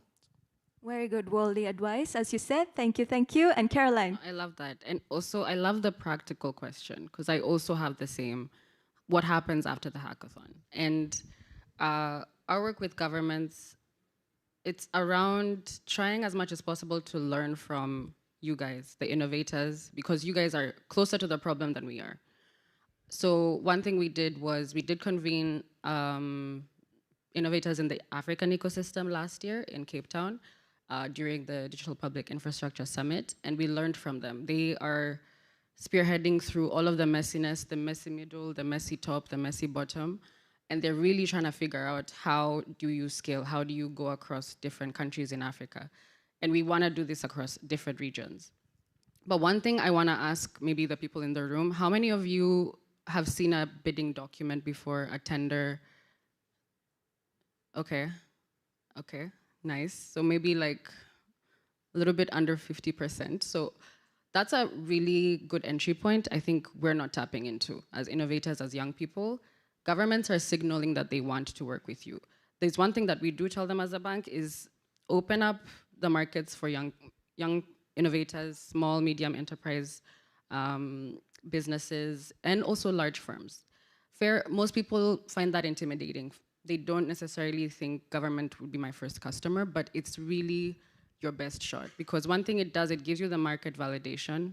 You get this humongous customer to take a bet on you, and you also get to test it out with maybe like a ministry or something you actually care about. Let's say you hate the process of getting an ID and you want to fix that. See the next time that they post a newspaper article about, okay, we want to upgrade this platform, we need your help. Definitely look into those bidding documents, but at the same time, one thing that I did want to maybe mention to the crowd is there's a process that happens before governments put out the bidding document that I learned, and I was actually very surprised to learn. That's called kind of like an early market engagement process, or an early market research process that they do. Before they draft that bidding document, before they post their tender, they have to consult with the ecosystem. They have to consult with large firms, big firms, international firms, multilaterals, World Bank-esque people to actually write those documents down. But at the same time, that's a space for you to engage. That's a space for you to be in and to also put your word in, put your voice in, and also design the requirements for this platform that's being, tendered or procured. So really leverage that EME for short, early market engagement, early market research. Make sure your prototype is out there and is visible to the people that need to see it. But really leverage, because it's a messy kind of engagement. It's not interesting. It's not the interesting part of what you want to build, but it's necessary.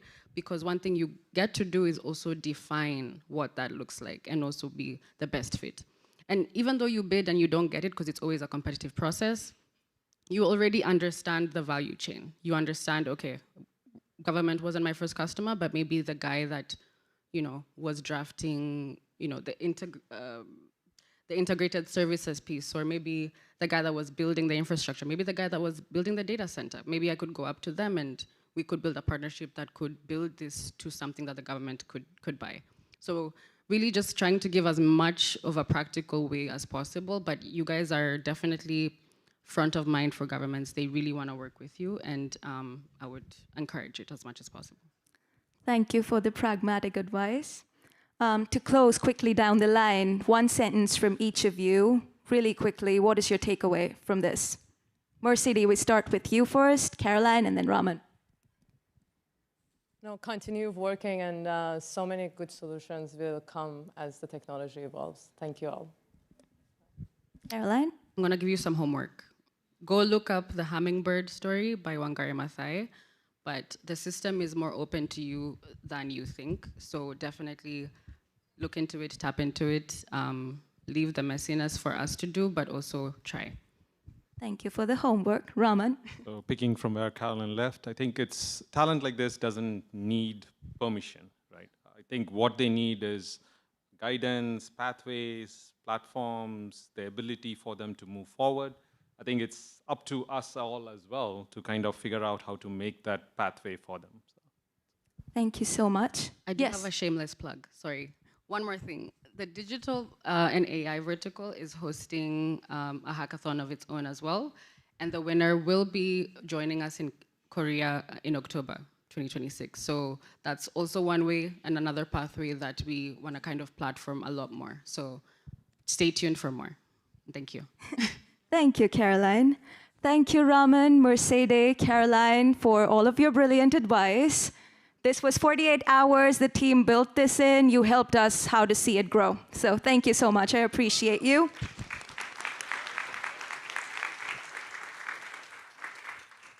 Recording stopped.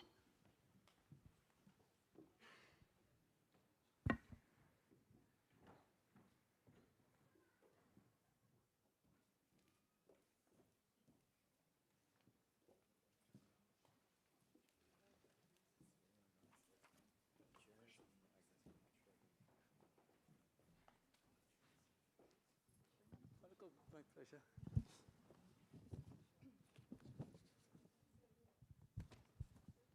Good morning, everyone, and welcome once again to the World Bank Group Youth Summit. My name is Raga, and though today I'm representing the Youth Summit as its Senior Strategic Advisor, what I do, what we call our day jobs, is I work for IFC's Impact Reporting team, and what that means is that I work very closely with IFC's investment and advisory teams and quantitatively try to understand if we have delivered on the promises that we have made through IFC's investments and advisories. So today we have the privilege of hearing from the Managing Director of IFC, Mr. Makhtar Diop, who has been leading IFC's effort since 2021. Thank you so much for joining us and welcome to the World Bank Group Youth Summit. And though you need no introduction, I will attempt to summarize your work as quickly as possible for those who may not be as familiar with you. So since his start at IFC, Makhtar has been championing innovative financial solutions, leveraging the power of blended finance, de-risking mechanisms, and public-private partnerships to attract private capital to high-impact projects, specifically working towards expanding access to financial services to women, small businesses, and to rural communities. So Makhtar, as you may know, the theme of the bank generally right now is jobs. And we are trying to close, IFC specifically is trying to close the jobs gap in emerging markets. And this will be requiring mobilizing private capital at scale. And IFC itself aims to unlock billions in financing to support small and medium-sized enterprises across emerging economies. These are the businesses that will power growth and create jobs of the future. But despite the critical role that they play in emerging markets specifically, they still struggle to access the financing that they need to grow. But before we get into the nitty-gritties of that, I think I just wanted to pick your brain on where you come from. You have worn different hats throughout your career. You have been a banker, you have worked at the IMF, you have worked at the bank itself. You have been the Minister of Economy and Finance for Senegal, and now you're leading the largest development financial institution there is for the private sector in emerging markets. How have these experiences shaped the way that you approach these problems, and largely how IFC approaches these problems, specifically not just MSMEs, but youth-led MSMEs? No, thank you very much. Thank you for inviting me to the event. I mean, we've been working with the Youth Summit at its inception. I remember, and some of the alumni are here somewhere. I saw someone travel from my front office. Maybe you want to stand up. She was in my front office and was one of those who were at the beginning of the Youth Summit, and we worked together.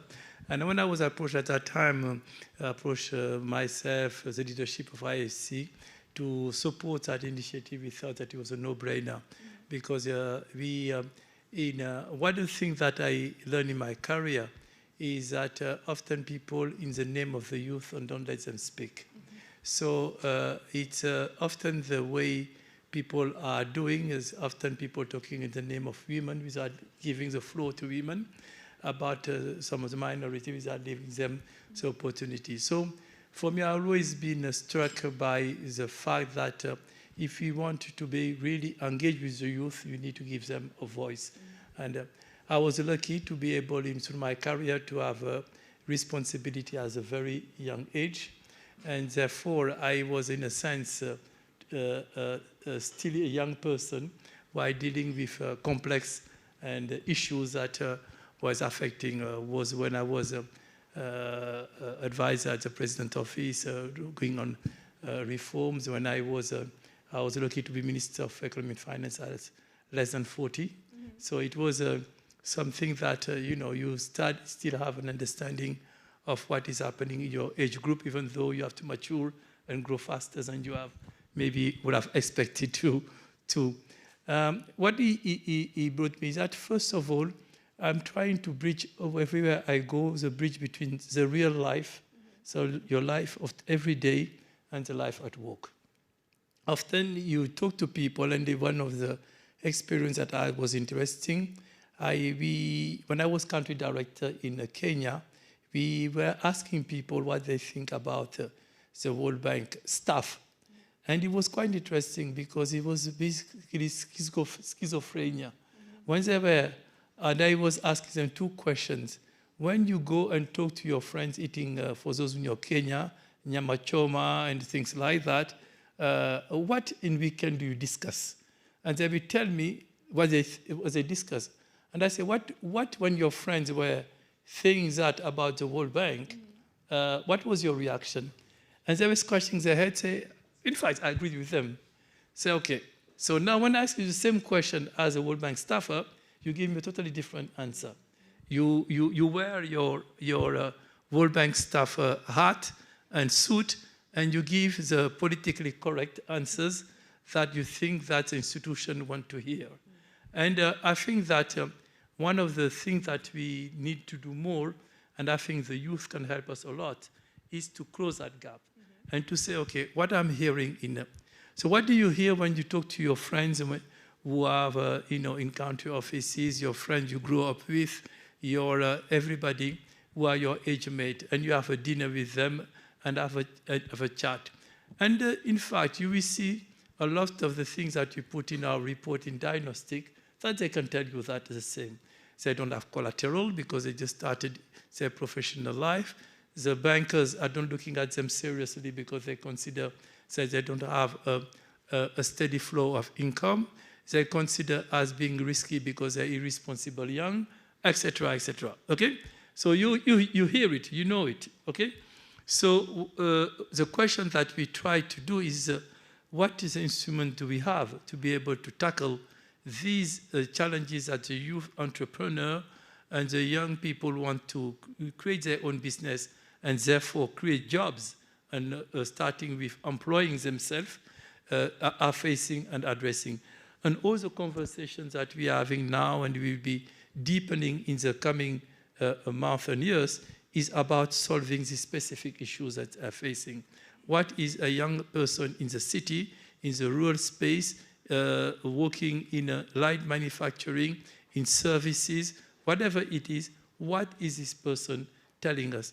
And I will really count a lot on your help to tell us those stories. What are they?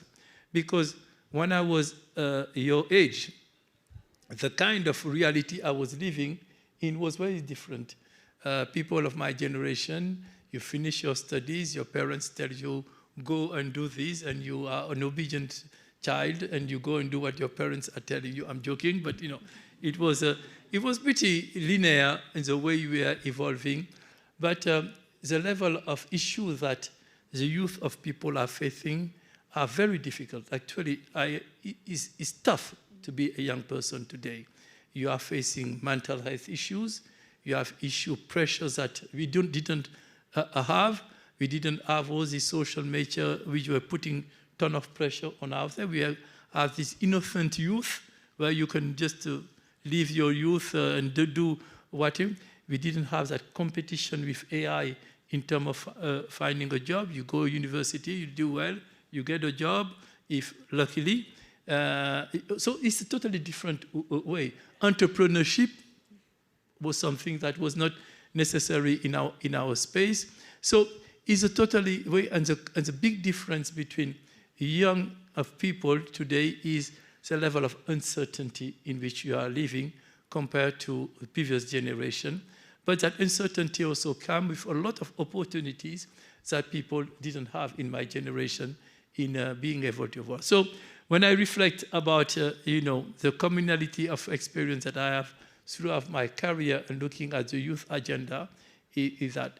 And lastly, as you grow and take more age, stay young at heart. Okay, it's very important. I believe. I personally try to. I don't know if I am, but I try to be just curious to understand. So I want you to know the music that you are listening. Who is the last Afrobeat person, so that when I'm in conversation with you, I don't look totally ridiculous when you tell me, oh, you don't know this person. You don't know Thames, you don't know Davido, you don't know. Yeah, okay. So I try to know about them. So when we talk, I want also to be able, when I have a conversation with you, to understand your problem, to be able to so as you grow in your career and your life, stay young at heart, because that's where you will be able to innovate. That's where you will be able to take new ideas and try just to process them. So I don't know if I answered your questions. That really did, and it also made me realize that I need to up my Afrobeat knowledge. You see, I can impress her now. Okay, so talking about having candid conversations, having dinner time conversations, and trying to understand each other's problems, I myself have been at the IFC for a year and a half, 2 years, and to be super honest, I sometimes get lost in the jargon of things that what IFC does. So there are these different instruments that IFC has been building, these different platforms that IFC has been building to instrumentalize and catalyze private investment in MSMEs. You have blended finance, first-class guarantees. Just very recently, about 3 months ago, IFC announced that they are partnering with global insurers to expand access to financing in emerging markets through a $6 billion facility. All of these sounds super cool, really. But why should a young entrepreneur, a budding entrepreneur, or somebody who wants to put together small businesses, and somebody like a young entrepreneur sitting in Dhaka or Lagos, why should they care about these things? How are these things being leveraged to reach these last mile young MSMEs and catalyze private sector capitals for them, and unlocking this persistent financing gap that they seem to feel? No, you're perfectly right. I mean, what does it mean concretely? All these terms sometimes can be. Actually, we need to simplify all these jargons, make it simpler, more understandable for people, and more so that we have to do more work on it. And I'm with you on that, okay? When we look at a small company and the nature of our organization, we cannot reach individually everybody who has a small business and created this. Just physically, we are not equipped for that. So what we have been doing is try to use the financial intermediation to be able to reach those groups, either banks or other type of it. We realize that by doing that, when you talk to a banker, they will tell you what I just told you earlier. These people are geographic, which is risky. They are kids. They don't know what they're doing. I don't want to give them money, etc., etc. And we tell them we don't believe that what you said is truth. And just the proof in the pudding is that we are ready to give you a guarantee where if you lose the first part of your losses, if you make any loss with this group of people, will be borne by us. We are putting our resources, our balance sheet, or resources that we mobilize from the people to tell you, okay, you can go in the demographics, don't worry. If you lose a little bit of money, we take part of the bill. That's what owes, if we want to simplify, blended finance, risk, first to loss, that's what it is, okay? Give more incentive for people who didn't want to take that risk to take that risk. But what happened is that sometimes themselves are not equipped to have the people who can look at those type of projects.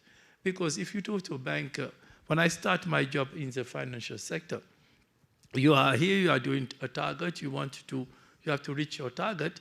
You don't want to spend your time with small projects. You want to go to things that will allow your bank to increase its profit.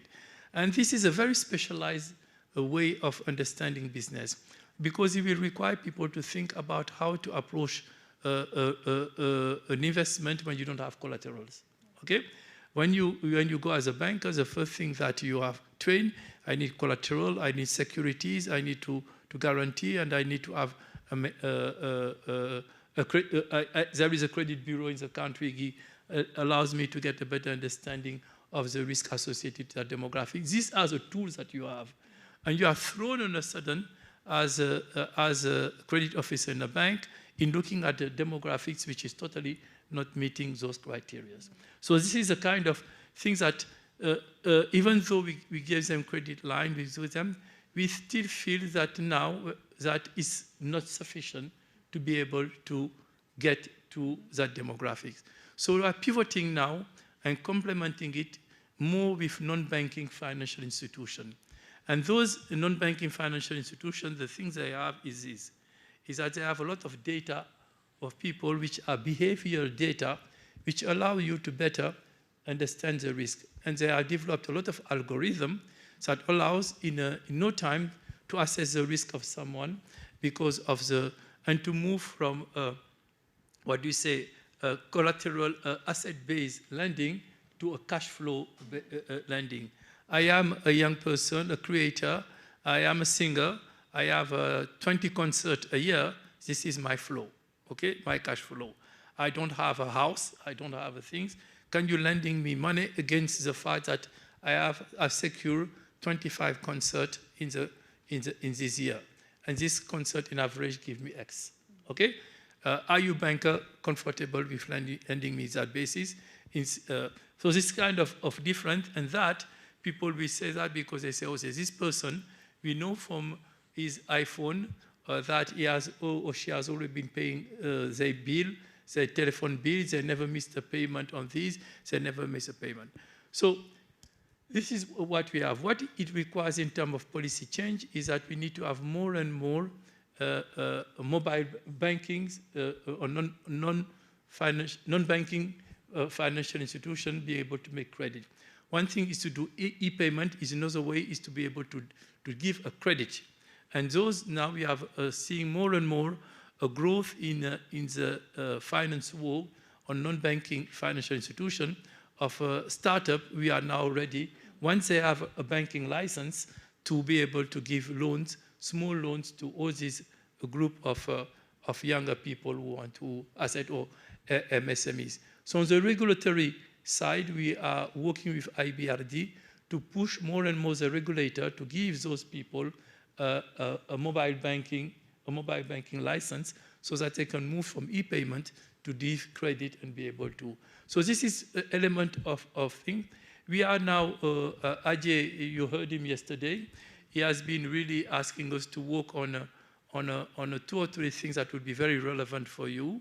It's create, with the government, create this fund on a VC fund that will be giving to a private sector manager, fund manager would be managing this fund, and us to invest in it at the same time as the government investing in it, and not to make it a public sector so-called startup fund, which sometimes are not managed in the way the private sector should be doing it. So this is the direction that we're going, and we will try to have many of them put in place in the near future. It's one of the KPI that we are setting to ourselves, and we will be moving in that direction. But what also I will just have to say something about it, because as you know, I'm a big fan of creative industries, and just some ad, I have a podcast that you might want to listen to, where we bring some artists and sports people, and and we talk about that industry, because I think it's important to bring it more and more in our business. We are investing also in a fund which will be helping to build some infrastructure for creative industries, small arenas, small stadium, so that we can create a condition for this, because I think that creative industry is an important part of the offering for young people. And if you want to refer to my life, when I was a Minister for Finance, something that I am a bit proud of having done, which is totally out of the natural world of a Minister for Finance, was to have a project with the World Bank on PSD. And I can tell you that time the TTL of the bank was a bit surprised that I asked to have a component on creative industry in the private sector development project of the World Bank. And it was very helpful because it allowed us to revise the copyright regulation. And you can imagine also my colleagues in cabinet telling me, what the heck, Makhtar, is happening to you to worry about creative industry as Minister of Economy and Finance? But, the link was that we create jobs there. That's why every young person in Senegal at that time wanted to have Pro Tool, Cakewalk, or any software of music on their computer so that they can have a rap song that they will make them the star of tomorrow. So these people needed to be helped to be able to monetize their creativity. I will keep my next question very short, but because I also want to open up the floor to the delegates here and those online for a quick Q&A. So if you have any questions for Makhtar, this is your chance. This was going to be a longer question, but I think you answered most of it, and when you were answering the second part of the question as well. But I think, could you very quickly give how can young entrepreneurs make themselves attractive partners for IFC? What can they do? I mean, IFC is trying to reach out to them, yes, but what can they do to step forward and show themselves as great partners for IFC to drive the future, specifically in digital economy, since that's the flavor of the month and the year? Actually, I will revert the question. It's not them to find us, it's us to find them. Okay? I mean, the honest should be honest more. I think that we give them some tips and some way to be able to better identify what we're offering. But the effort should be more on our side to make sure that we can do two things. To give them an offering which is solving their real problem. So to reshape and to be listening to them in terms of what is the specific needs and constraints in the ecosystem to be able to reach them, to be able to find a mechanism to interface more systematically, more consistently, and at larger scale with our demographics, instead of each of them, young people who don't have a lot of means, to chase us and find where we can do. So there is I will but slightly reverse the question and say that we are working on on things like interacting more with the Chamber of Commerce, because the Chamber of Commerce often regroup a lot of MSMEs. We have a partnership with the International Chamber of Commerce, but we want to deepen it country by country.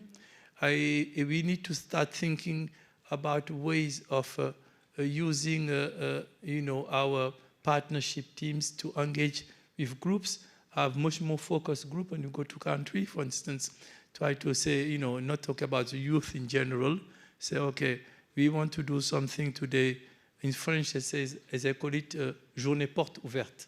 I don't know what you say, that we say in English for that, which is kind of open door meeting. We need to have more of this kind of things. Say that, okay, today is an open door for creative industry, people who want to things. We're calling a meeting and, bring in the room 200 people and bring the people that we are financing. That's what I would like. The bankers and so forth, do some matching and say, these are the 100 of people who want to access your service. We are giving you a credit line with a guarantee. Why these people are still asking for resources, and try to be part of that conversation and get a feedback loop of what we are offering. Is it really meeting the needs of the demographics that we want to touch, and vice versa? So I would put much more pressure on ourselves to be able to better reach out to those groups, and we will share with you all the information that we have in country offices, where we have teams who are very dedicated. We'll be working with the Chamber of Commerce. I want to have more focal groups and specific interaction with the group. And by starting also looking at some sector, I think that we will be reaching more of the youth SMEs. I think that's the work we are doing on venture capital is helping us a lot. I mean, the work that we're doing on creative industry is helping us a lot. I think the work that we are doing now on AgriConnect in the rural space help us to reach more people in that sector. And we can think about it. What I would like to do is to have more and more people in the sector, like we have a gender lens, to have a youth lens, okay? So it's something that people have always in the back of their mind when they look at the issues in a sector. That sounds great. Does anybody, I'll open the floor to, can we have a mic going around, please? Let me ask somebody. Let me, over there. Yeah. Where? Sorry. Yes, there you go. We'll take maybe two because we don't have a lot of questions, so. I recognize you. Were you doing that last year here? Yeah. Yeah. Oh. Weren't you here last year? No, I was at the annual meeting. Okay, yes, I recognize you. You're always properly dressed. Hello, Makhtar. Thank you for being here today. My name is Tolu. I used to work at the IFC. I was with the IFC Next Gen Advisory Council, and there was a group of young professionals who were doing amazing things across the World Bank, and we got to sit down in a room with you, and I saw firsthand really how passionate you are about young people doing amazing things. So thank you for constantly supporting us. My question is really simple. There's a lot of young people here who are either working a regular 9-to-5 and thinking of going into entrepreneurship, and there's other young people who are not working a 9-to-5 who are doing entrepreneurship. There are people running NGOs, there are people running businesses on social media. What is the advice you have for young people who are navigating this uncertainty, 9-to-5 entrepreneurship, and doing innovative things outside? Thank you. Can we have one more question, then we answer? Okay, let me just ask you. Yeah, go on.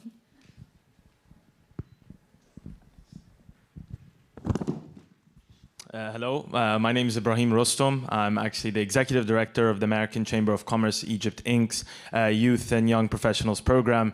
And I think a big talk that we've talked about is artificial intelligence, and obviously talking about entrepreneurship. I'm just really curious to know your stance and the IFC stance on AI and how you've tried to integrate it, as well as a message about how we can integrate AI as young professionals to make it more attractive in the future. Thank you.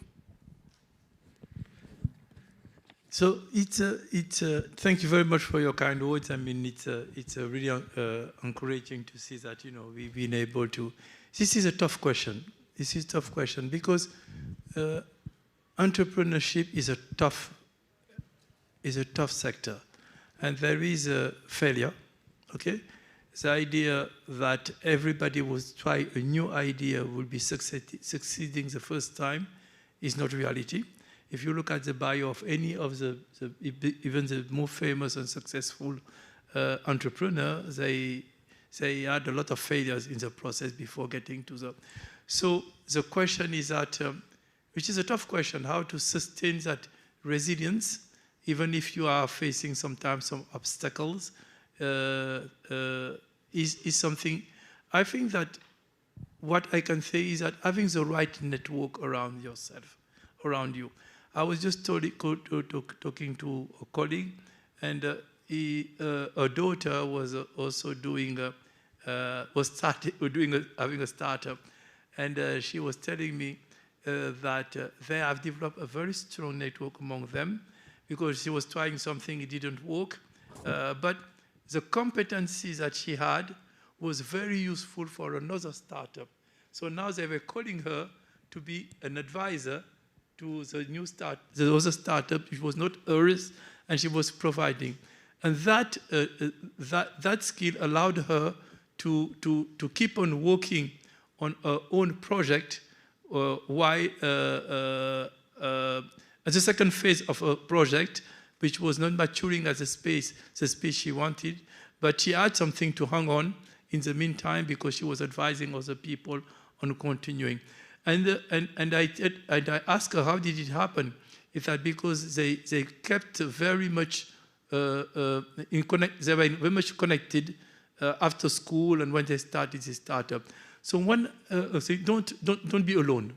Okay, I think that is an important part of it. Just to build that network where you can exchange, but also you can use your network as I would say as not a safety net, but when things are a little bit less profitable and good as you think, you have somewhere to rebound on. So that will be something that talking to the startup and young people, that's one thing. The second thing is I will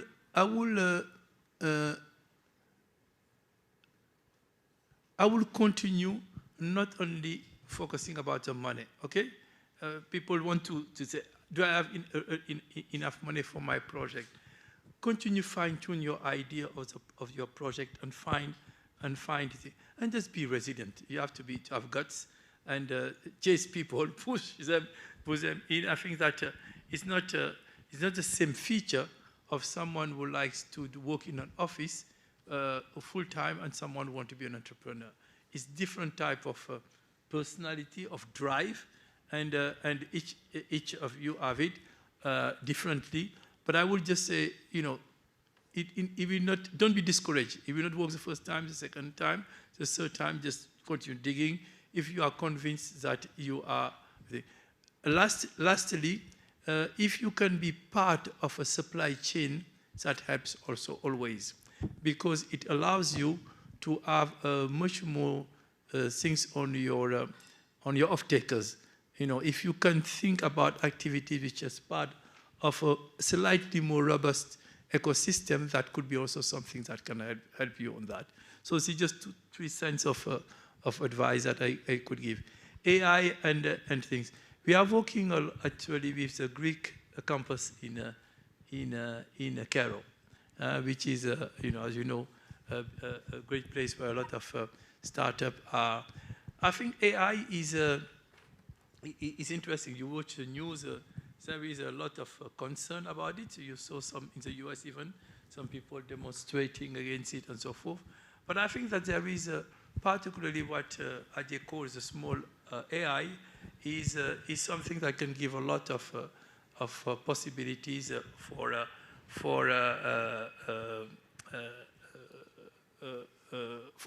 developing countries. Let me take the case of creative industries. You can take a song and try to create it from scratch, just copying a style of someone.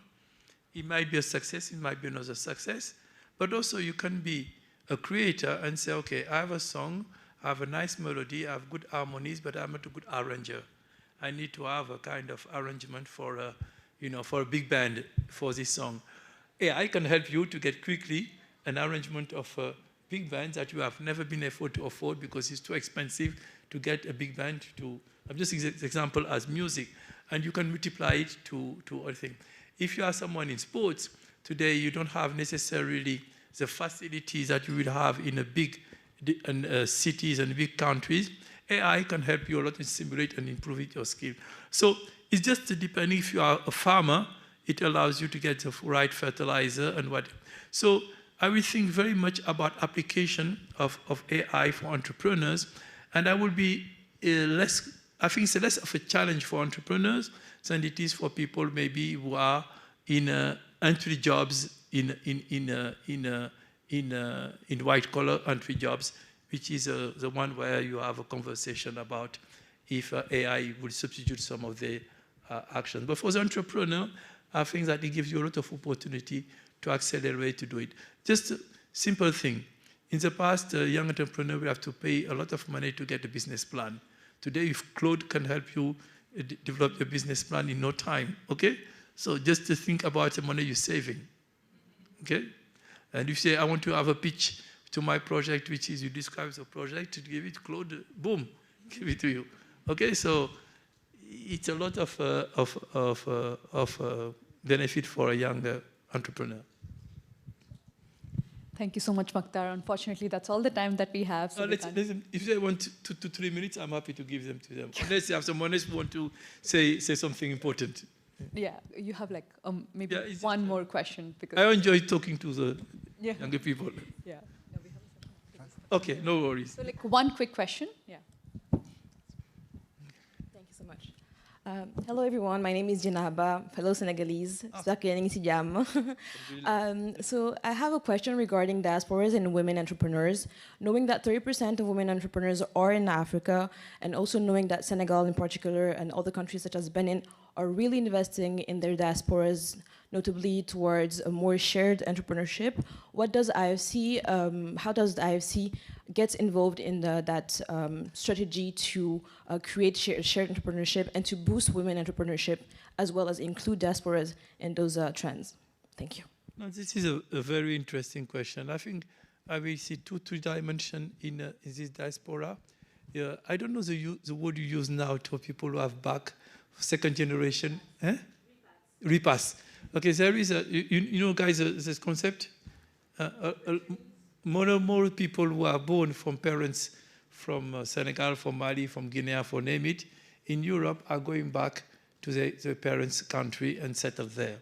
And this is not something that was existing in the past.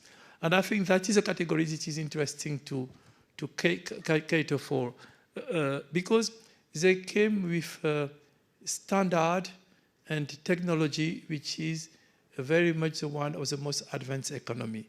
Therefore, when they run a business and they come with that experience, which is extremely useful to be able to meet the standard of the international demand. So that's a group that I'm very interested in, and I've spoken to the team to see how we could help them come back, develop businesses, because they have already an experience that is very useful. Actually, by the way, I have some repas in IFC. People were born from parents from the diaspora, wanted to come to join IFC because they wanted to work in the country of their parent of origin, even in IFC. So we have some repas somewhere, somehow. So this is something. The second thing that we haven't yet done enough, there are a lot of attempts in various, but I haven't seen someone who nail it, was how to mobilize the savings of the so you have diaspora bonds, you have things like that. But what I want to do, is not to mobilize the saving for the sake of it, but to save it, to mobilize it, to direct it to productive investment. Okay? So a diaspora bond or another type of bond is good, but it mobilizes for general consumption. So what I would like us to do, and the same thing that I'm thinking about, is that if we can develop a certain set of assets, okay? I am from Mali, Senegal, Guinea, Georgia, whatever country in the world it is. I want to contribute to the country of origin of my parents and where am I coming from. But I don't have time to look at the business. I don't have any knowledge of it. We should be able to develop a portfolio where we guarantee them a flow return to that investment. This portfolio will be for renewable energy in the Sahel. So anybody in the diaspora who is interested in contributing to access of electricity in a group of countries, this is a vehicle where you can buy bonds or whatever, and we guarantee you a little bit kind of impact investment around something, around themes which are important for the diaspora. So I think that's what I would like us to start putting more thinking and making much more targeted than thing. Because each of these people in the diaspora have a particular motive, something which drives them. Is it agricultural growth? Is it investing in energy? Is it investing in something? There's something which just drives them.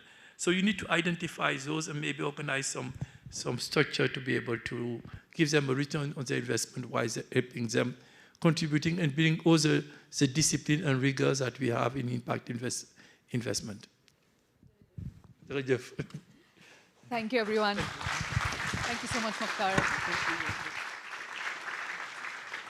Thank you so much.